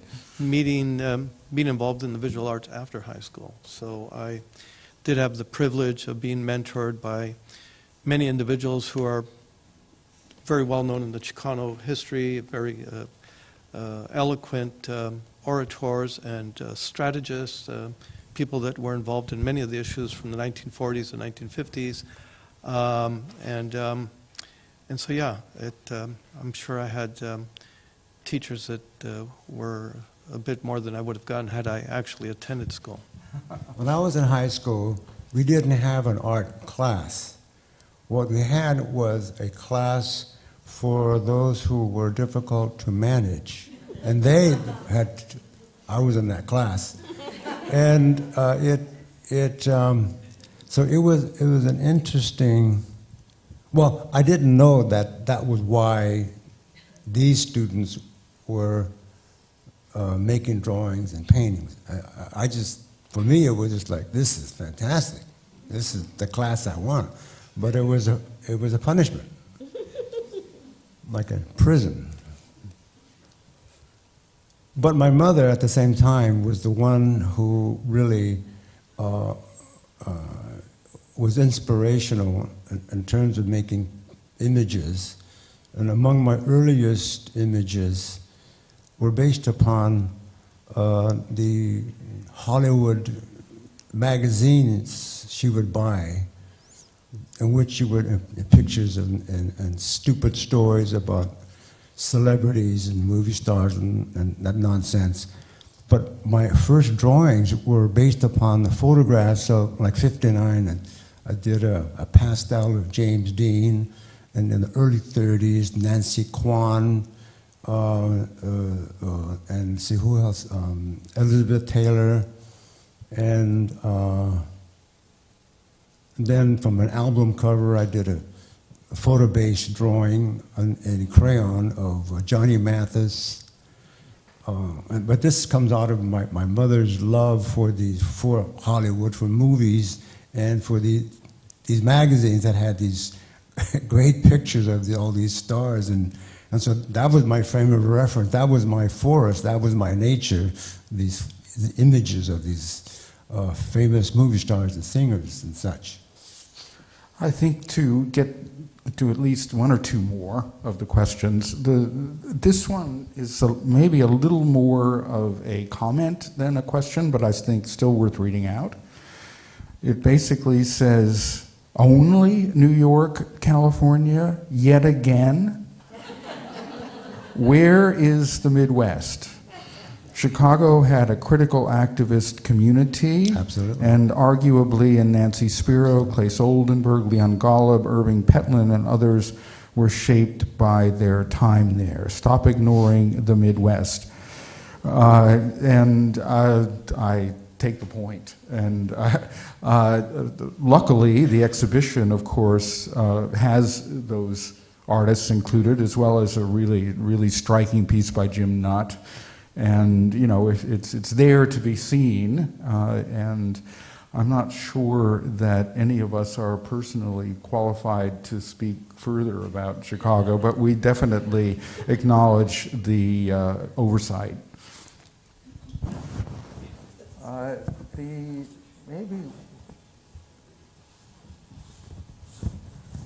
Was any one of you thinking about Dada as a model for anti-war art that respected modernist aesthetics and that rejected modernist aesthetics, pardon me, and rejected traditional artistic media?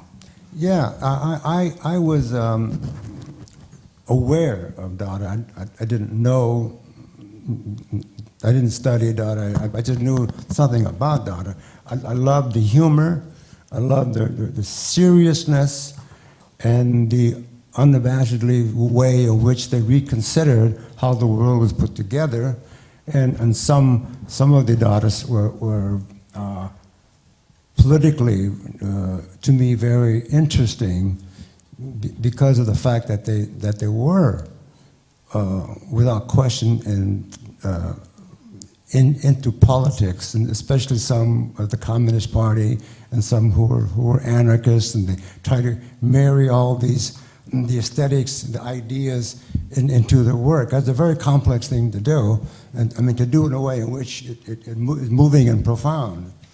And I really admired Duchamp's ready-mades and the thinking behind that idea of having ready-mades and putting these objects, these reconsidered, mass-produced objects in the context of a gallery, and that makes you rethink, what is that? What is the white cube?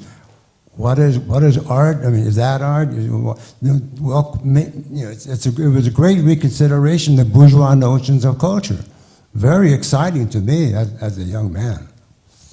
Everything that the San Diego group that I was part of was interested in was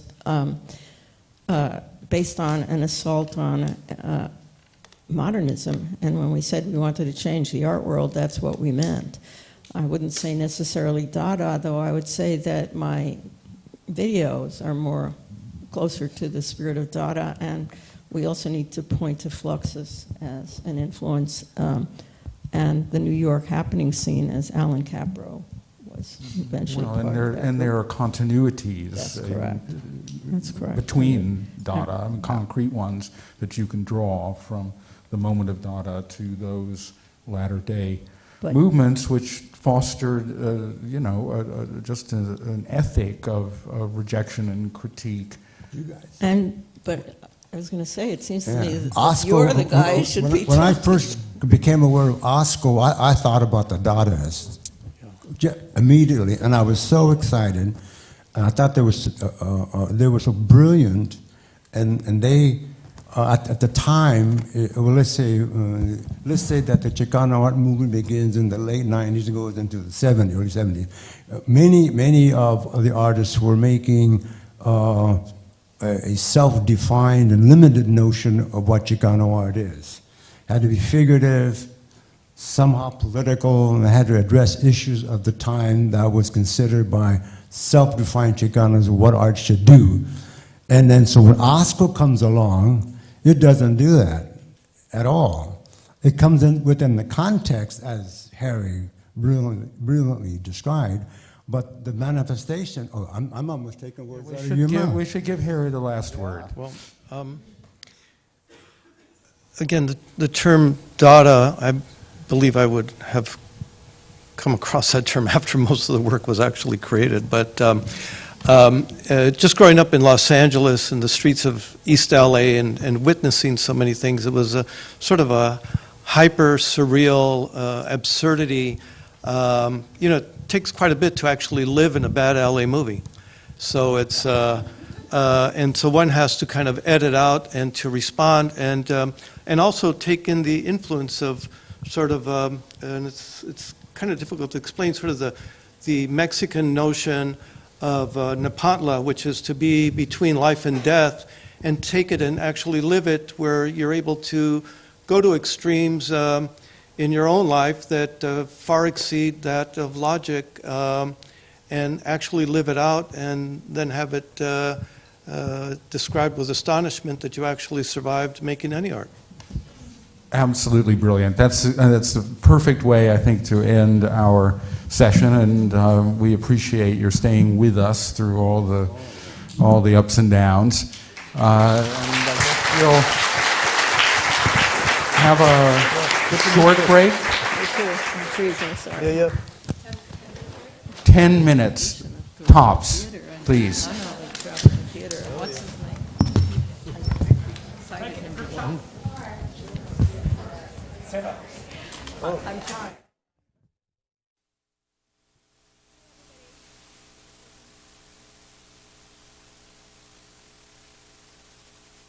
Okay. Hi, everybody. If you could take your seats, I think we're going to commence the concluding panel of this extremely dense and interesting day. I'm Julia Bryan-Wilson, and I'll be moderating this final session, which is about responses to the Vietnam War in New York City. And I have to begin by thanking Kaylee and Ryan and Melissa Ho, of course, everyone here at SAM, for the invitation and for this groundbreaking exhibition.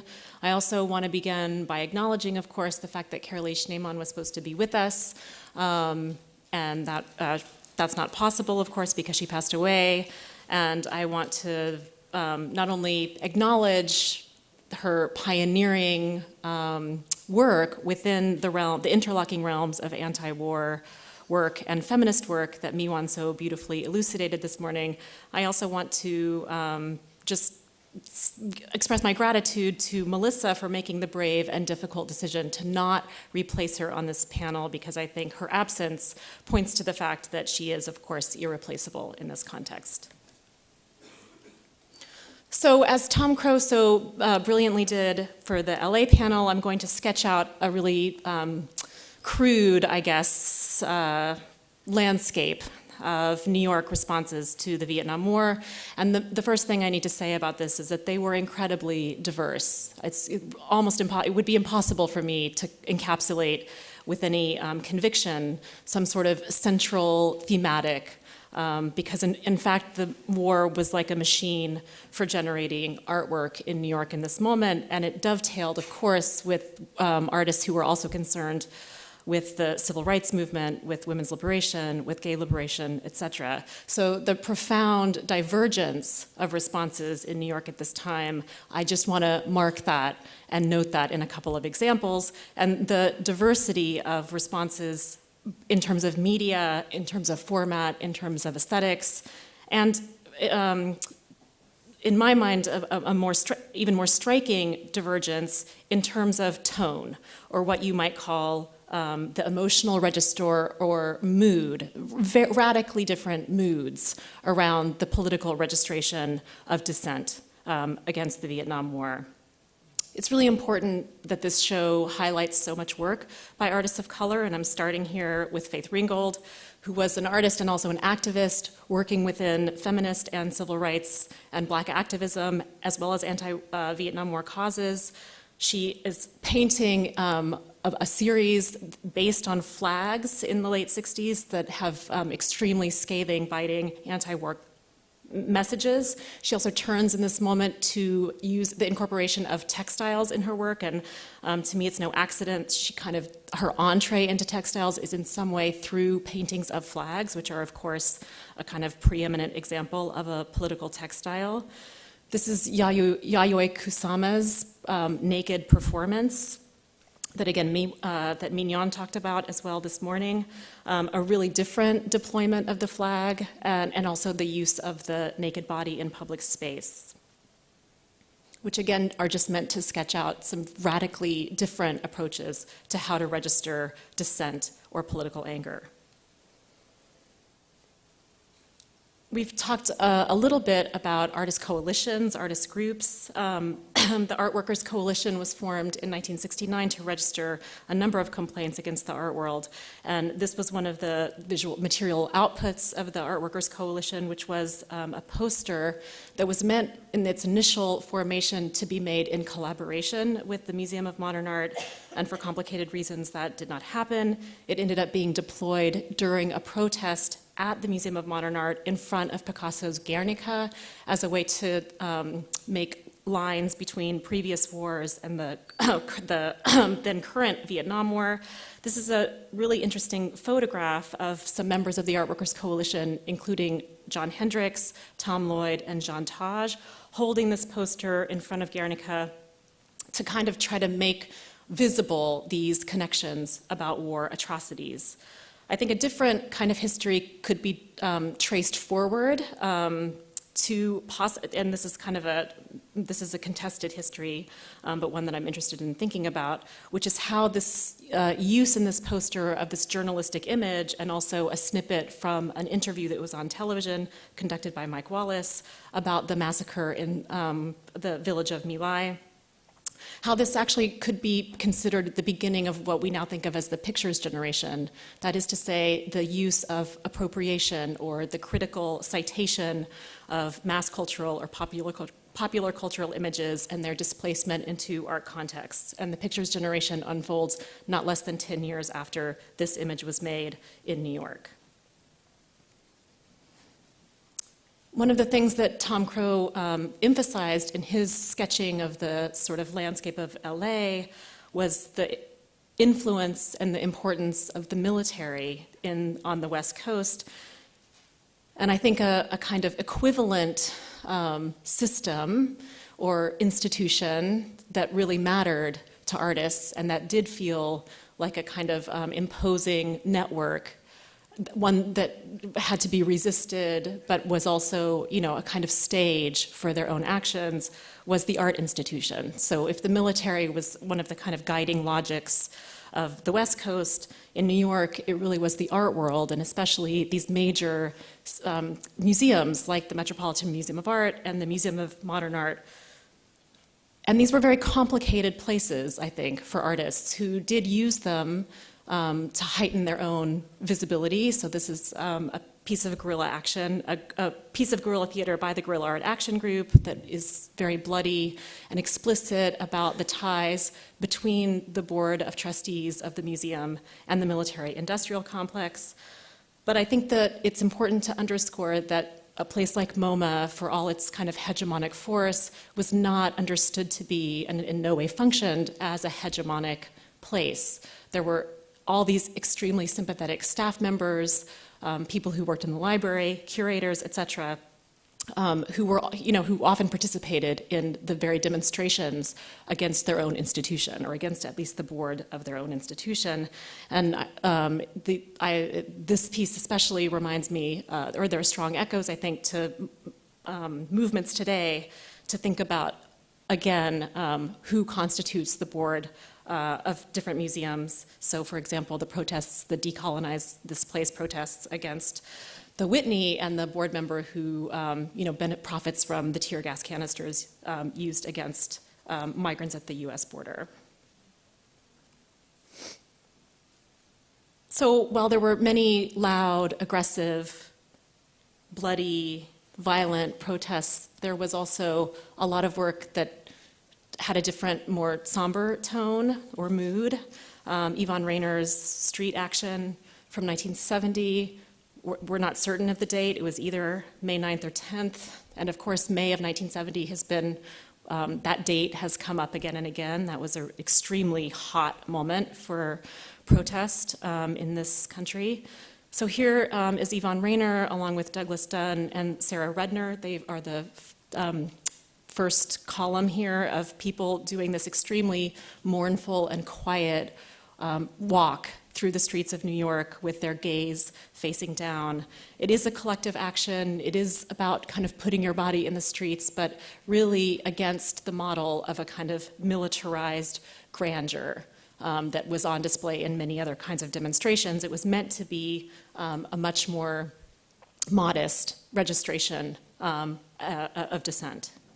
And I wanted to put this against Benny Andrews, and this is, and Benny Andrews, I think this painting is in the show, one of the co-founders of the Black Emergency Cultural Coalition, who had served as a stateside military policeman during the Korean War.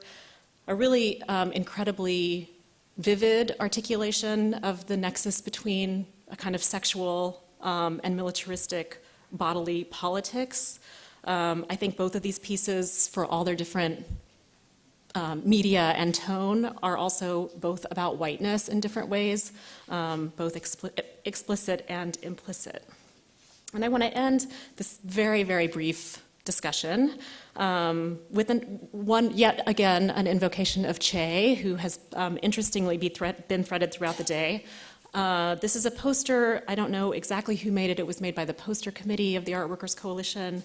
And as you can see, it says, "Let me say, at the risk of seeming ridiculous, that the true revolutionary is guided by great feelings of love." The Art Workers Coalition, which came together in 1969 and only lasted for 2 years, filled with all kinds of fractious debates and ended up splintering apart precisely around fault lines about racism and sexism and classism. But I want to end by emphasizing that along with all the fragmentation, there was a great deal of solidarity. And even though Carolee was not part of the Art Workers Coalition, I think of this as ending on a note that she would have approved of, because I think of Carolee very much as a theorist of the erotic and a theorist of love. And I think that we need to remember the love of this moment as much as we need to remember the anger. Thank you.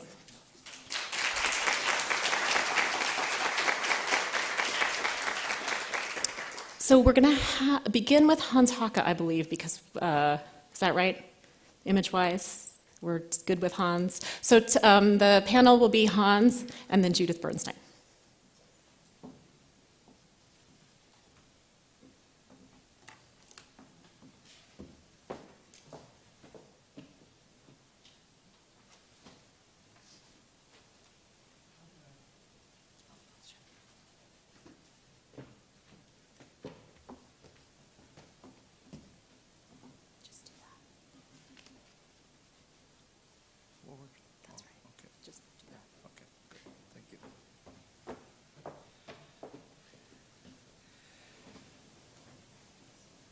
Well, I believe I should also recognize that Carolee Schneemann cannot be with us. She was meant to be on this program with Judith, Bernstein, and me, and she will not be with us. It's very sad.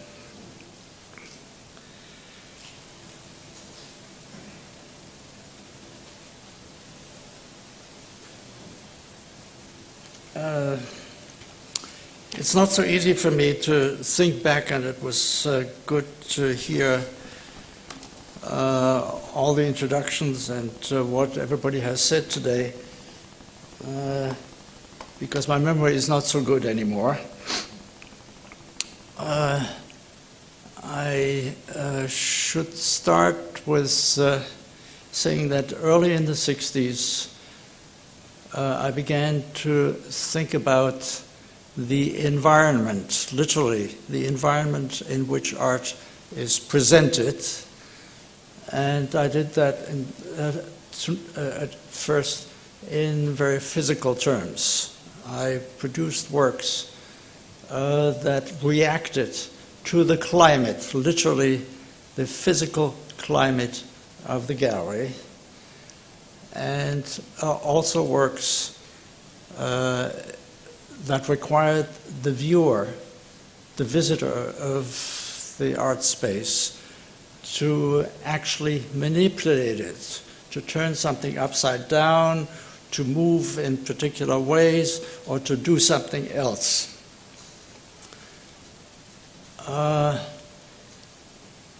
But when I had a show in 1968 at the Howard Wise Gallery, and was asked to give a talk,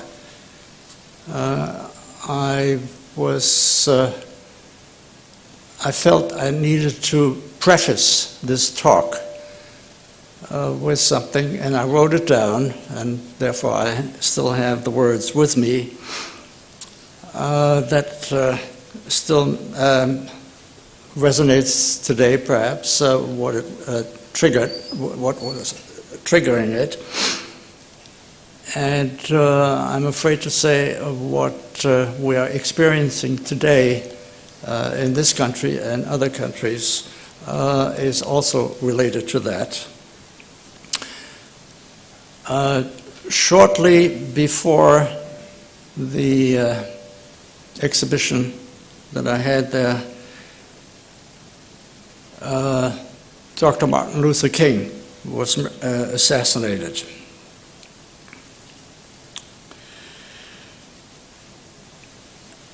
And so I wrote, last week, Western society, which likes to consider itself as being civilized, has committed another shameful act.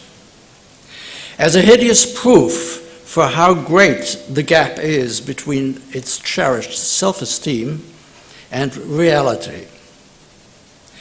This follows a well-established course. The atrocities committed and condoned in Vietnam and rampant racism are only the latest despicable examples of a long tradition. Hardly any Western nation can claim to have had no part in this. Artists, being members of the same society, realize with bitterness how unsuited their endeavors are for making it more humane. This, in fact, is probably not their task.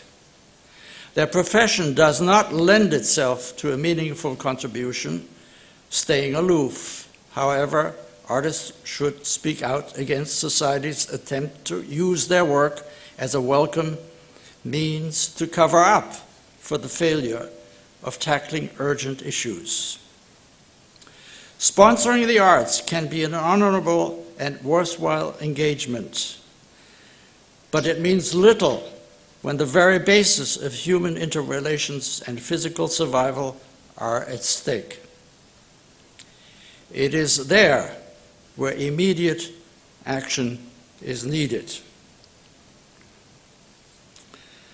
This was my preface to what I was talking about then, namely the physical systems that I was dealing with, my interaction with biological elements, with plants, and also animals. And a year later, in 1969, I understood, or I took the step to add to what in those days I called the physical systems and the biological systems, and added what I then, and I don't use this terminology anymore, what I called social systems. And this is what I'm going to talk about now. In 1969, in the same gallery at which I had done the show before, again, the one that I just mentioned, I had another show, and for the first time I introduced the social setting. That is to say, I asked the viewers, the visitors of the art space, to participate in producing a self-portrait, and thereby, as I hoped, would realize who they are in relation to other people and where they are in the world and what roles they may or should perhaps play. So I asked the visitors to mark, and you see it here on the slide, where they were born and where they lived at the time. There were maps of Manhattan, of the greater New York area, of the US and the world. And with color-coded pins, they could mark where they were. And as, in a way, I suspected would happen, those who were living in New York were either in the downtown Soho or today you would call them the Tribeca area, or on the Upper East Side. So below was where artists lived and could live because the rents were low, and the Upper East Side was where the clients, the established people, were living that came to art galleries. I then went to all those places, or approximately the places that I had identified on the maps in Manhattan, took a photograph of approximately the marked buildings to give a visual and, for that matter, also a more direct sociological understanding of the environments from which the visitors came. This became an exhibition with 140 photographs that I took around New York.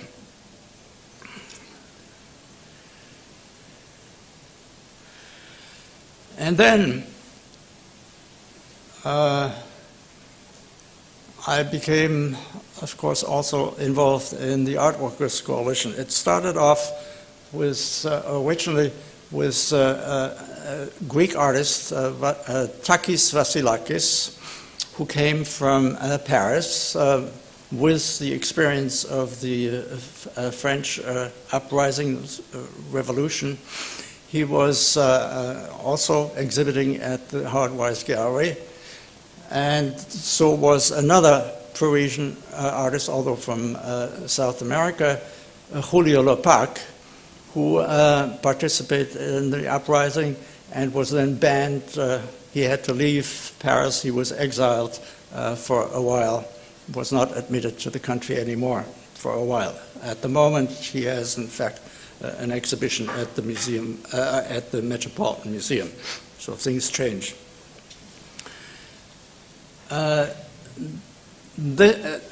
Takis challenged the Museum of Modern Art, and it was the trigger for artists in New York to challenge those on whom they thought they depended, and also it was the time when the staff of the Museum of Modern Art started unionizing and demonstrating, in which some artists participated or had sympathy with. And then, as we know, the Art Workers Coalition, a group of artists related to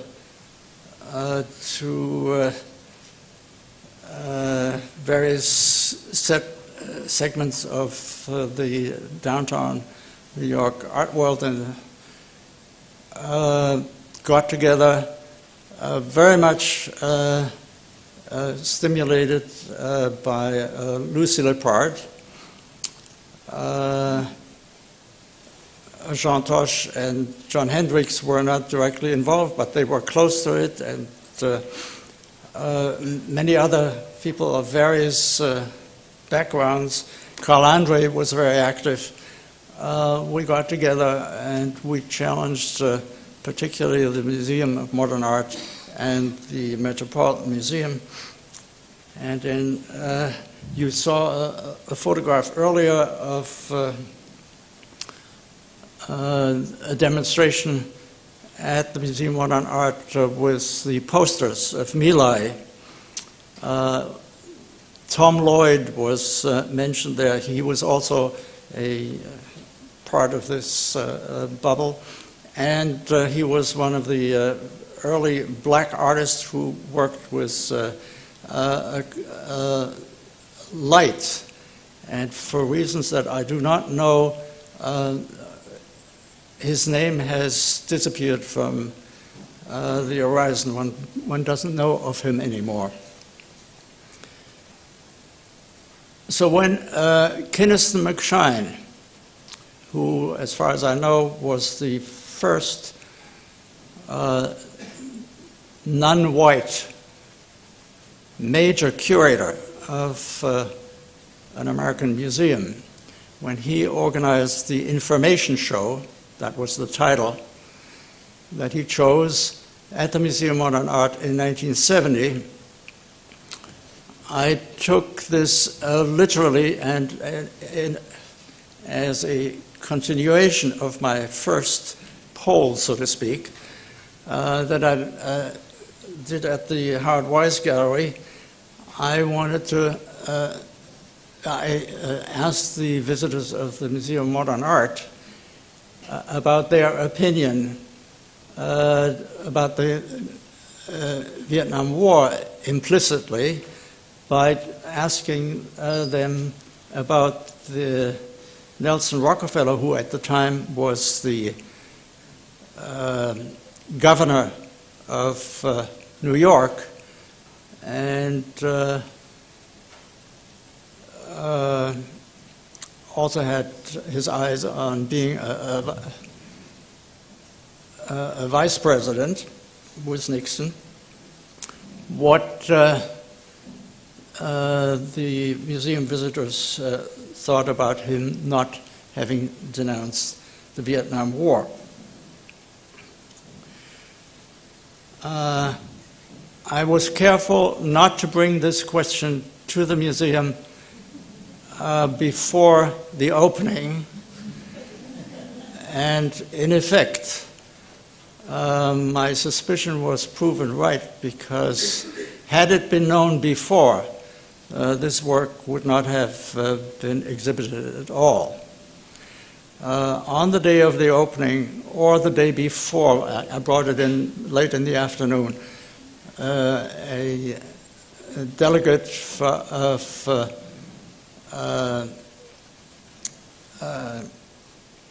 Rockefeller, who was then not Nelson Rockefeller, his brother, David, came and demanded that this should be removed.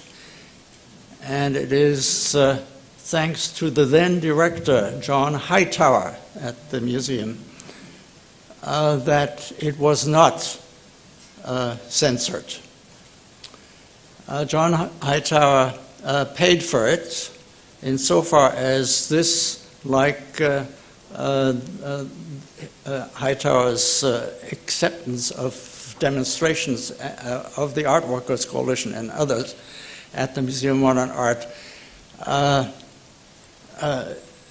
he was that was unacceptable to the Board of Trustees, chaired by David Rockefeller, and within 2 years he was out.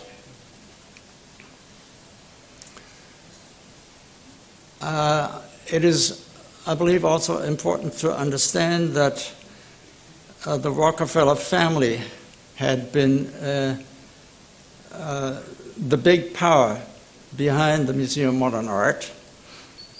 And as you heard in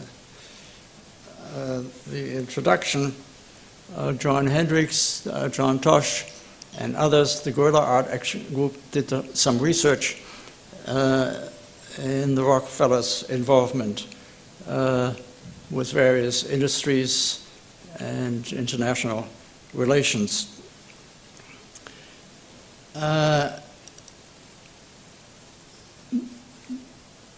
David Rockefeller also was one of the first outspoken promoters of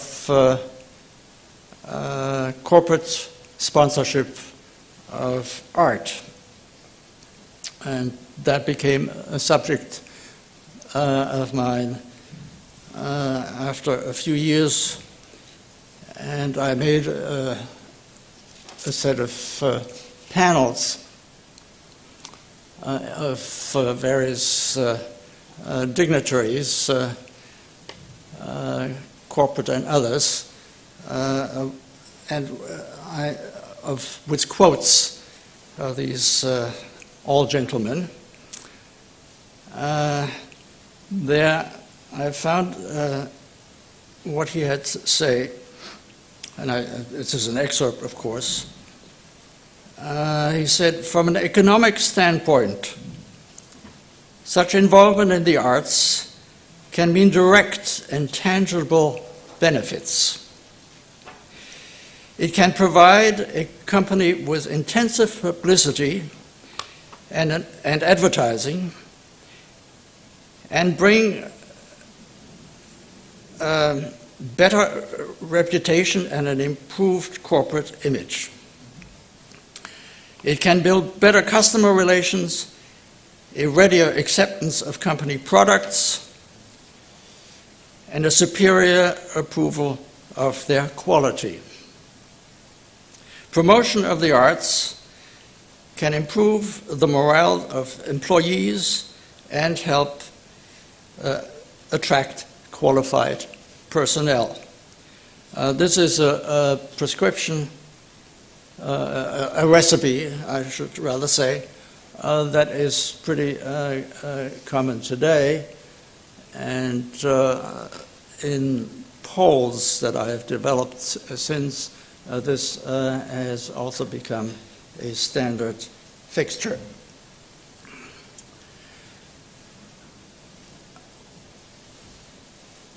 In 1971, I was supposed to have had an exhibition at the Guggenheim Museum, which was canceled because the Guggenheim director at the time objected to 3 works, among them also a poll that I wanted to direct, that I wanted to conduct with the visitors. I wanted to have 10 demographic questions and 10 opinion questions. This was something that he objected to, and it was unacceptable. And since I am stubborn, I said, well, then we'll have to part ways. And there, again, it was also a museum employee, namely the curator, who stood up for me, who was fired.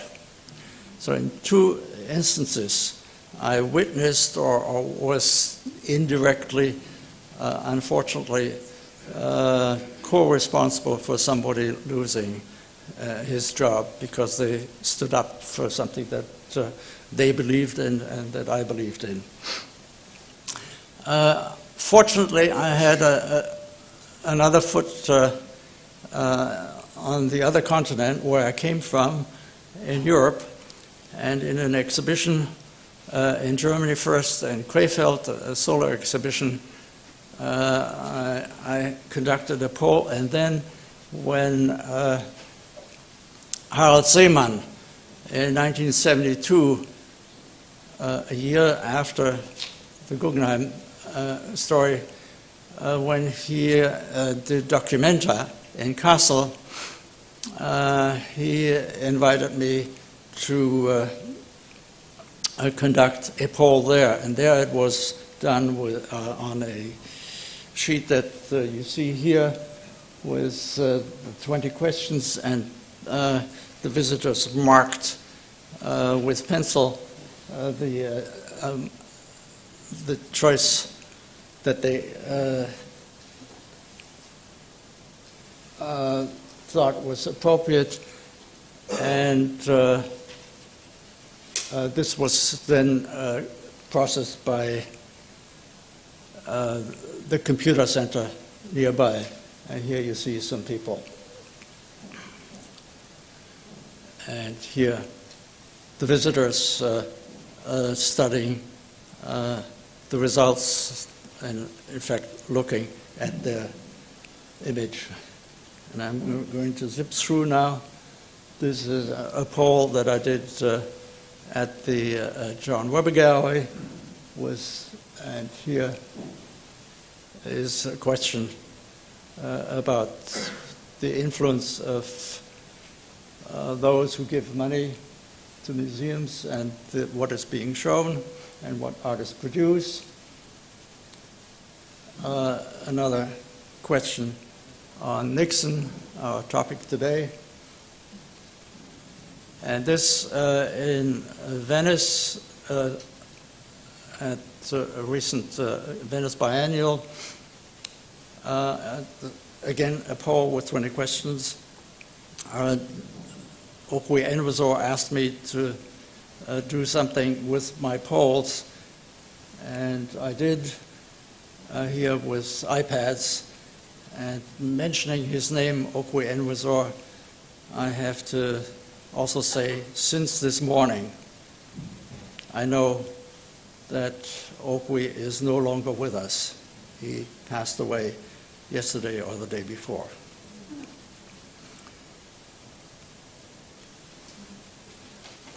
Thank you.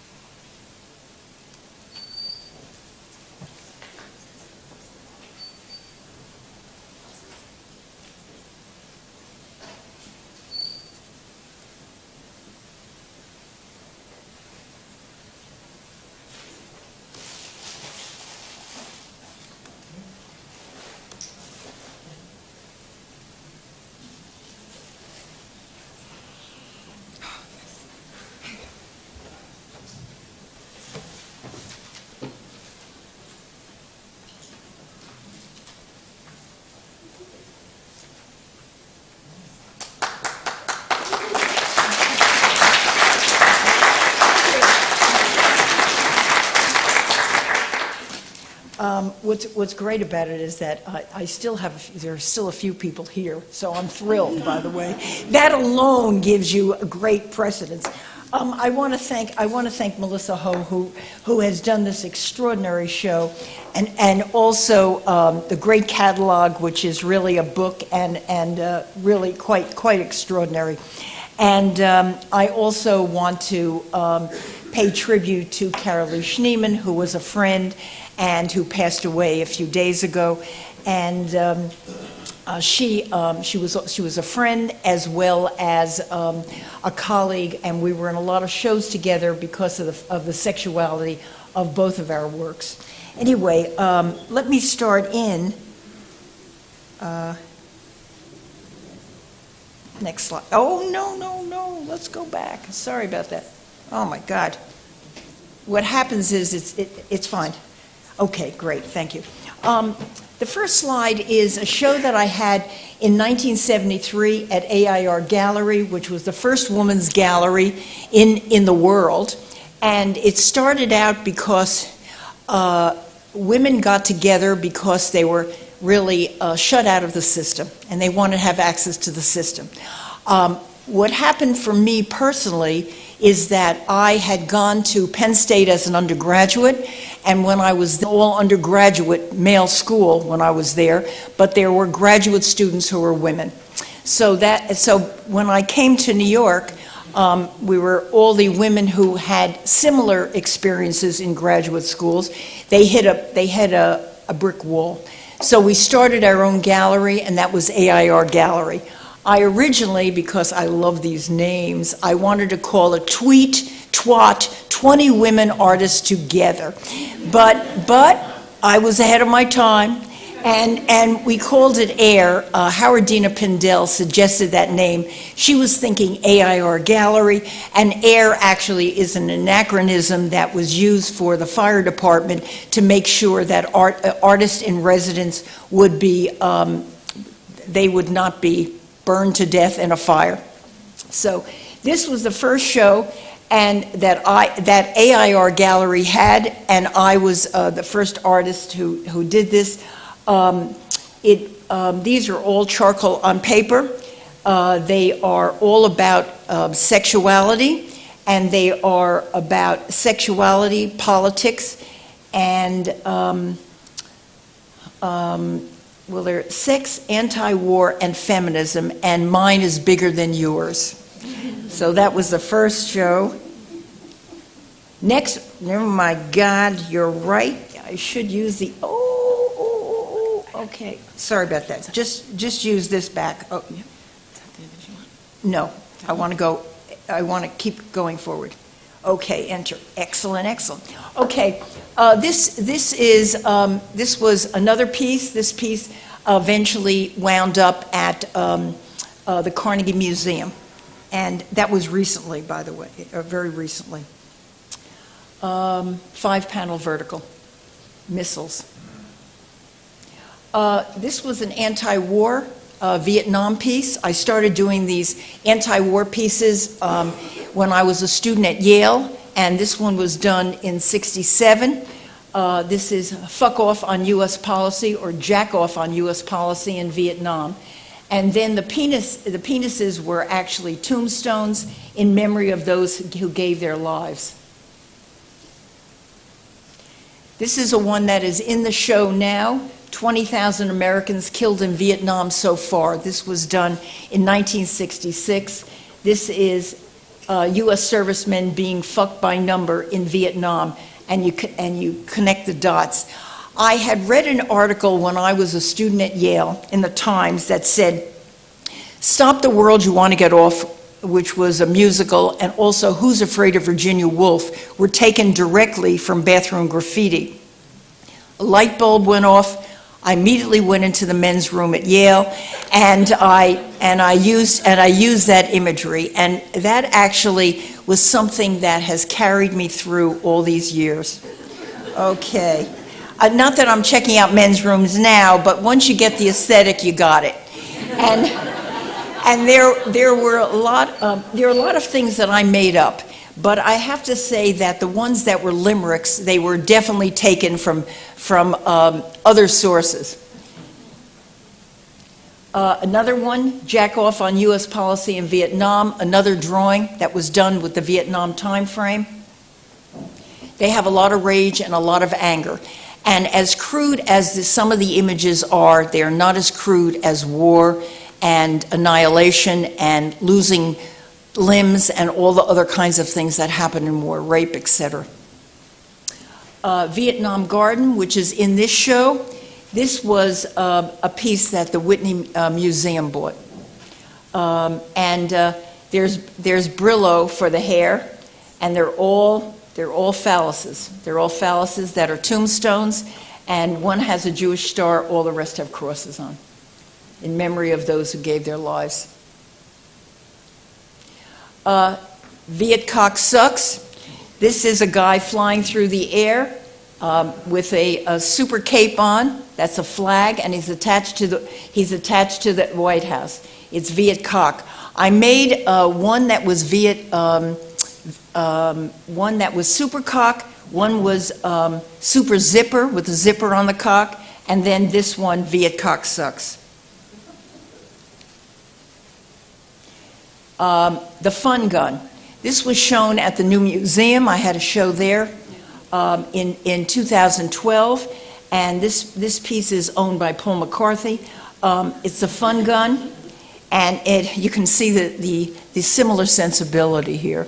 And I was so naive at the time, I actually hammered all the bullets and their live ammo flat and glued them on the canvas. What a jerk. But nevertheless, nothing happened to me, and I was very, very fortunate. Anyway, you can see this. My work is very direct. They don't just allude to war. They are very direct. But there is a subtext that is much more complicated in terms of the male hierarchy that we have, and also what war is about and the connection. Vietnam Salute. This was never shown at the time when I did it. It was shown at the Box Gallery, LA, which is owned by Paul McCarthy. And this was shown in 2011. The pieces were called, sorry about that. It was called Fuck Vietnam was the name of the show. And the whole show was bought out by Hauser and Wirth, except the piece that's upstairs that Paul McCarthy bought. Baby, the fucking you get ain't worth the fucking you take. And this piece, of course, the lights up, they were just Christmas lights, generic Christmas lights that I put on there. It was a time frame that we would just buy stuff and put them together as opposed to have things manufactured. And A Soldier's Christmas in Vietnam. Carter Foster, who was the curator of drawings at the Whitney Museum, a former curator, said he would love to have that button, by the way, you know, baby, the fucking you get ain't worth the fucking you take. Yeah. I always put in a lot of humor. And also, Roberta Smith had written a review of my work, and she said, Judith Bernstein takes no prisoners. And that's the kind of imagery. This was the show that I had at the Box Gallery in LA in 2011. And these are a lot of the paintings. These were some of the paintings in the show. Also, Uncle Sam Ball's Vietnam and gets VD, venereal disease, not VC, Viet Cong. And these were all bought except for the one that Paul McCarthy has by Hauser and Wirth. This one was shown at Mary Boone Gallery, and that was shown in 2016 and in the space in Soho. Union Jack Off on U.S. Policy in Vietnam. This one was done it was done in I would say 1968. And this was also shown at the Box Gallery, LA. and it's now at the Andy Hall Foundation.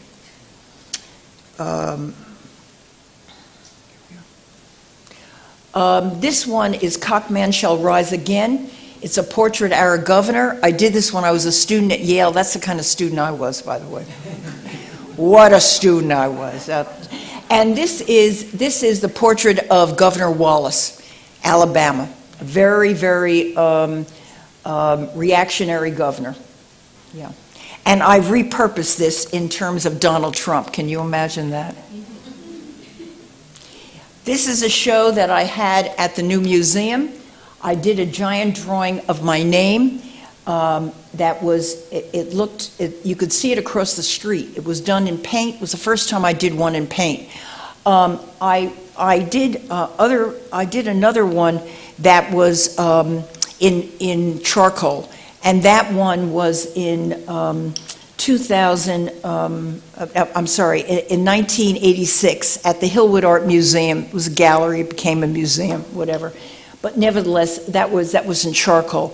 But it's about stardom, it's about fame, and it's about ego, male posturing, and my ego. So here we are. I don't let myself off the hook, by the way. My idea of feminism is observing men and putting that out. But I have pretty recently done a lot with Birth of the Universe and Women at the Center, and made a connection between the Big Bang and Birth of the Universe. Oh, shit. Okay, go back there. Okay, here we are. This is the inside, when you go inside the gallery, and at the back end, it was Birth of the Universe and 2 black holes.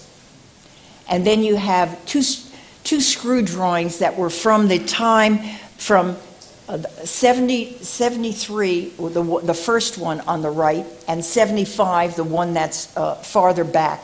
The one from 73 was censored in Philadelphia, and there was enormous brouhaha at that time. It was a show in 1974, and there were about 100 women in that show, and it was curated by Adeline Breeskin, Ann Donencourt, and Marcia Tucker, and Cindy Nemser, and Lila Katzen. And nevertheless, the show, the one on the right is the one that was censored.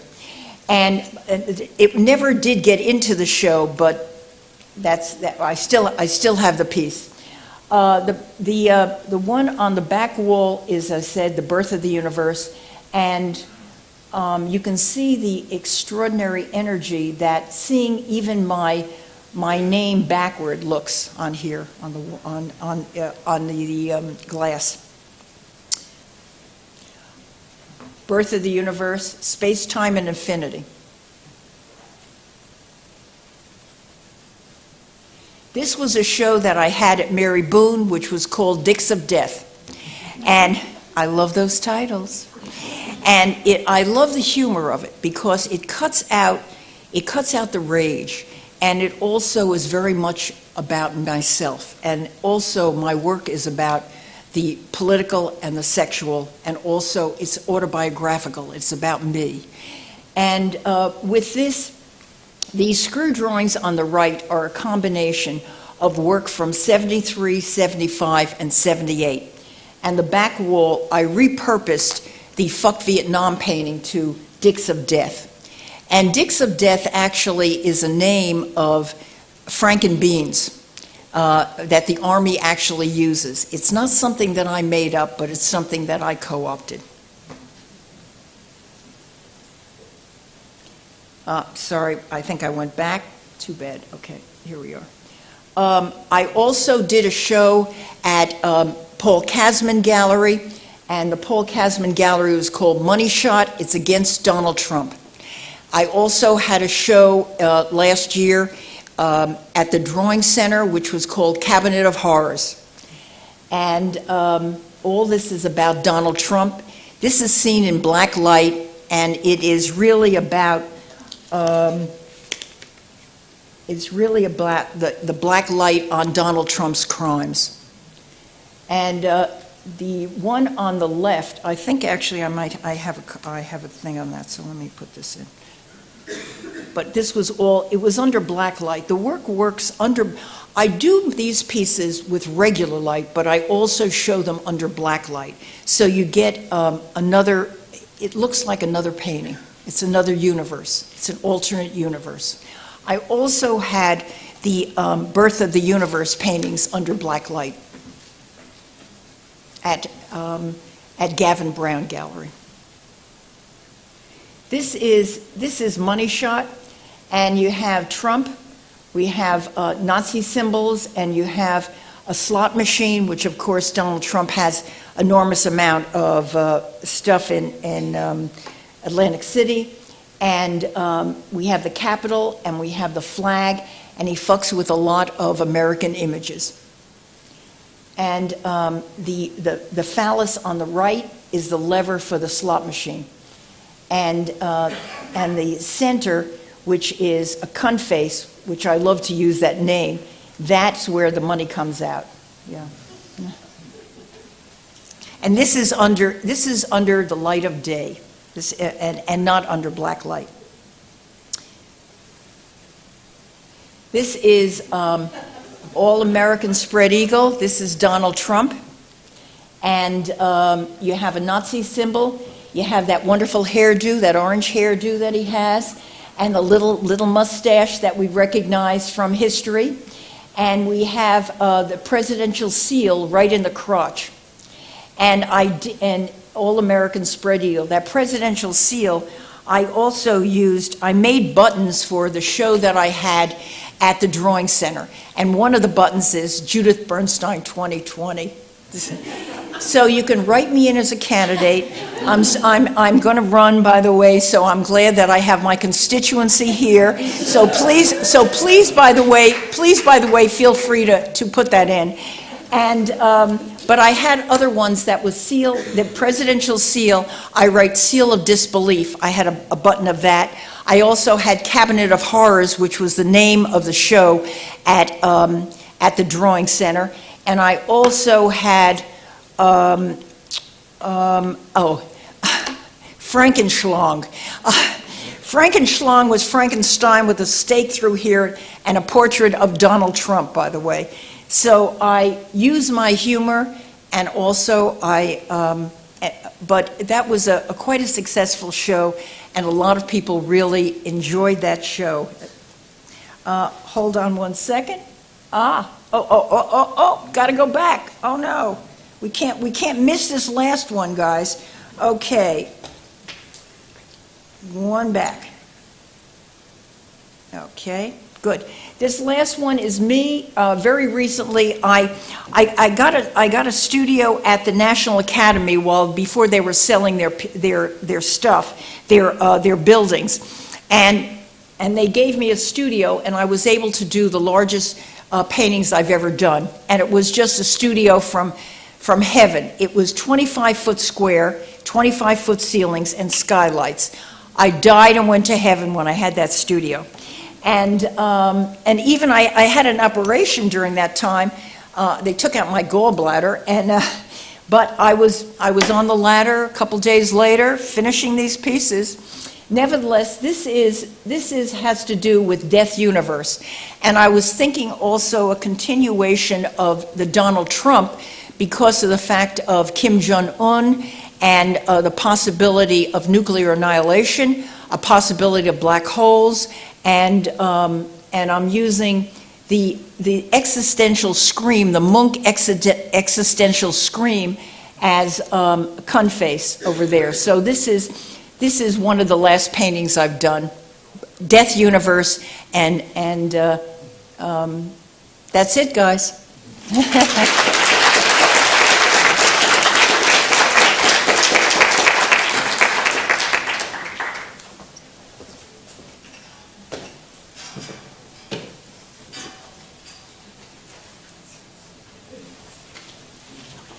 Thank you very much. So I know we're gathering questions from the audience, but in the meantime, I will start things off. Sure. And say that it strikes me that the two of you would seem to map kind of opposite ends of the spectrum of responses to the war in New York. I mean, with Judith being very visceral, you know, a really evident touch of the hand, and Hans more data-driven.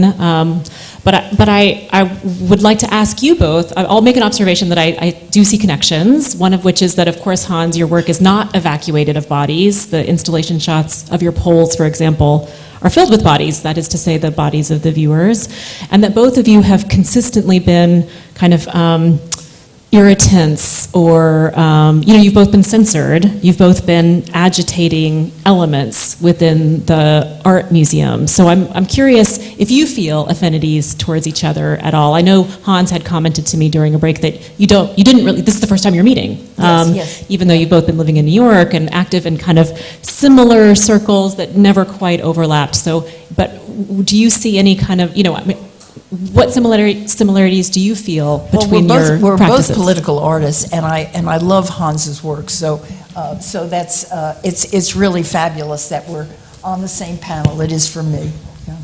And I followed his work for a very long period of time. Mm-hmm. Well, I'm very glad that Donald Trump was addressed. Yes. Thank you. Yeah. So we are running really short on time. Yes. Oh, can you not? Everyone? All of us? Okay. Speak into the mic. Oh, people. yes, of course. Can Judith elaborate on why and how she uses expletives in her work? This is from Why I use all these profanities? Oh, I love it, really. You have to realize that the work warrants this. You know, the images are so in your face, they're outrageous, they're funny, and you need to have words that actually are as strong as the images that I have. And I'm very much an image maker. And I also like to really nail it with the words that I use. Yeah. Right. The titles, the words, you know, et cetera. Well, I have another question from the audience that's also to Judith, which is, you say you didn't show your Vietnam work at the time, Right. but did your contemporaries see it? No. I was completely hidden, by the way. The only thing that was shown, the Vietnam paintings were never shown at all in New York. They were only shown in California at the Fuck Vietnam show in 2011. And that was the first time they were shown. And then they were bought, and that was it. So they were not shown. It was fabulous that I'm a hoarder and I save everything. So this was a very good thing for me. But my colleagues did not see it. I'll tell you what actually happened. Carter Foster, who was then the head curator of drawings at the Whitney, said to me, he said, oh, I want to bring Scott Rothkopf, who is the head curator now at the Whitney, down to see your work, and I'm wondering if you have any paintings. I said, it just so happens that I've taken out some paintings, but they're really crude. He said, we want to see them. And he wanted to see, he said, if they were not outrageous, they would not have been, it would not have worked now. So, so what happened was it was seen at that time, but it was not seen at the time, which is very unfortunate. I worked actually very much in isolation. I had a few friends who saw stuff, but not the Vietnam stuff. When AIR first started, I was doing these screw drawings. So you saw the first show I had, and I didn't put in anything in that gallery that had to do with anti-Vietnam, because for me it was a different time frame. So that was, so now, in retrospect, it's very fortunate. It's so fortunate we have this show that I can show this work. But it's timely. It's timely now. It's a very timely show now because of the political climate that we have in New York and in the United States and also worldwide. Yeah. Well, I did want to ask both of you to maybe comment about what it feels like to be included in this show, the process of historical hindsight and how you participate in your own self-historicization. So, I mean, Hans, you were really, you were a very central player in this and very visible for your work and your activism. Judith had a really different level of visibility. So, what is it like to come into this show and see such a range of practices, and how do you see, how does this fit into your own kind of self-narration? Maybe we can start with Hans. No, that's fine, because I've been talking a lot. Well,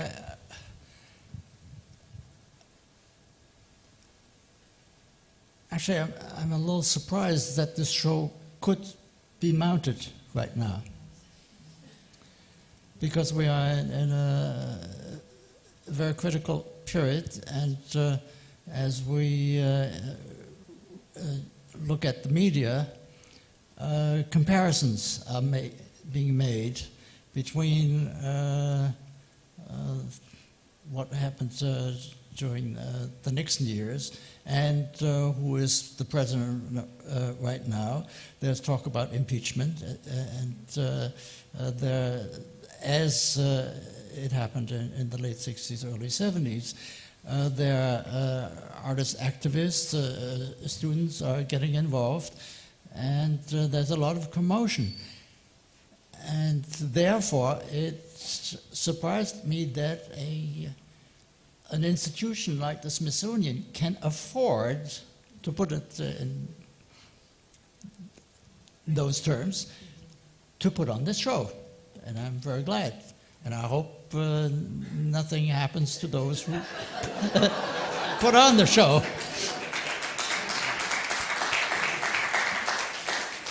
I couldn't agree more with Hans, by the way. It's, you think that, for example, the Vietnam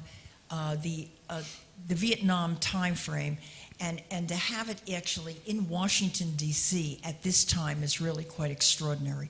And Melissa has taken quite an enormous challenge to do this, and this is really, really wonderful. I know personally that although that I had having work that is sexual and political is really a no-no. People do not want to see it. They do not want to hear from it. Gallery dealers I'm referring to. And I was very lucky to have some that were supportive of me. But I know that a lot of galleries did not want to touch the Donald Trump work because they have a lot of collectors, by the way, who are Donald Trump supporters. Take my word for it. Yeah. Well, in interesting and, again, quite divergent ways, both of you have made work that sits with some difficulty within the market. Absolutely. Yeah. So but now, Judith, you're kind of having a moment. Oh, so true. And I'm so thrilled. I'm so thrilled. You can't take it away from me. I'm thrilled. Yes. No shame here, guys. No. One little word on Donald Trump. Currently, a poll is being done at the Swiss Institute in New York. Oh, great, great. And the 19th question of my poll is, do you think Donald Trump will make America great again? And 90% of the respondents, and I don't know how representative they are of the visitors of the Swiss Institute, as I never am sure how representative the participants in these polls are, 90% think that he does not make America great again. And that was pretty universal in terms of age, income level, and relationship to the art world, professional or non-professional. Judith Bernstein 2020, what can I say? I think it's amazing that 10% thought that he could. That's really what I'm upset by. Yes, go ahead. Well, I think we actually are out of time if we're going to have time for the people to see the show. So I just want to say once again thank you to Hans and to Judith and to Melissa and everyone at SAM. Don't forget to vote.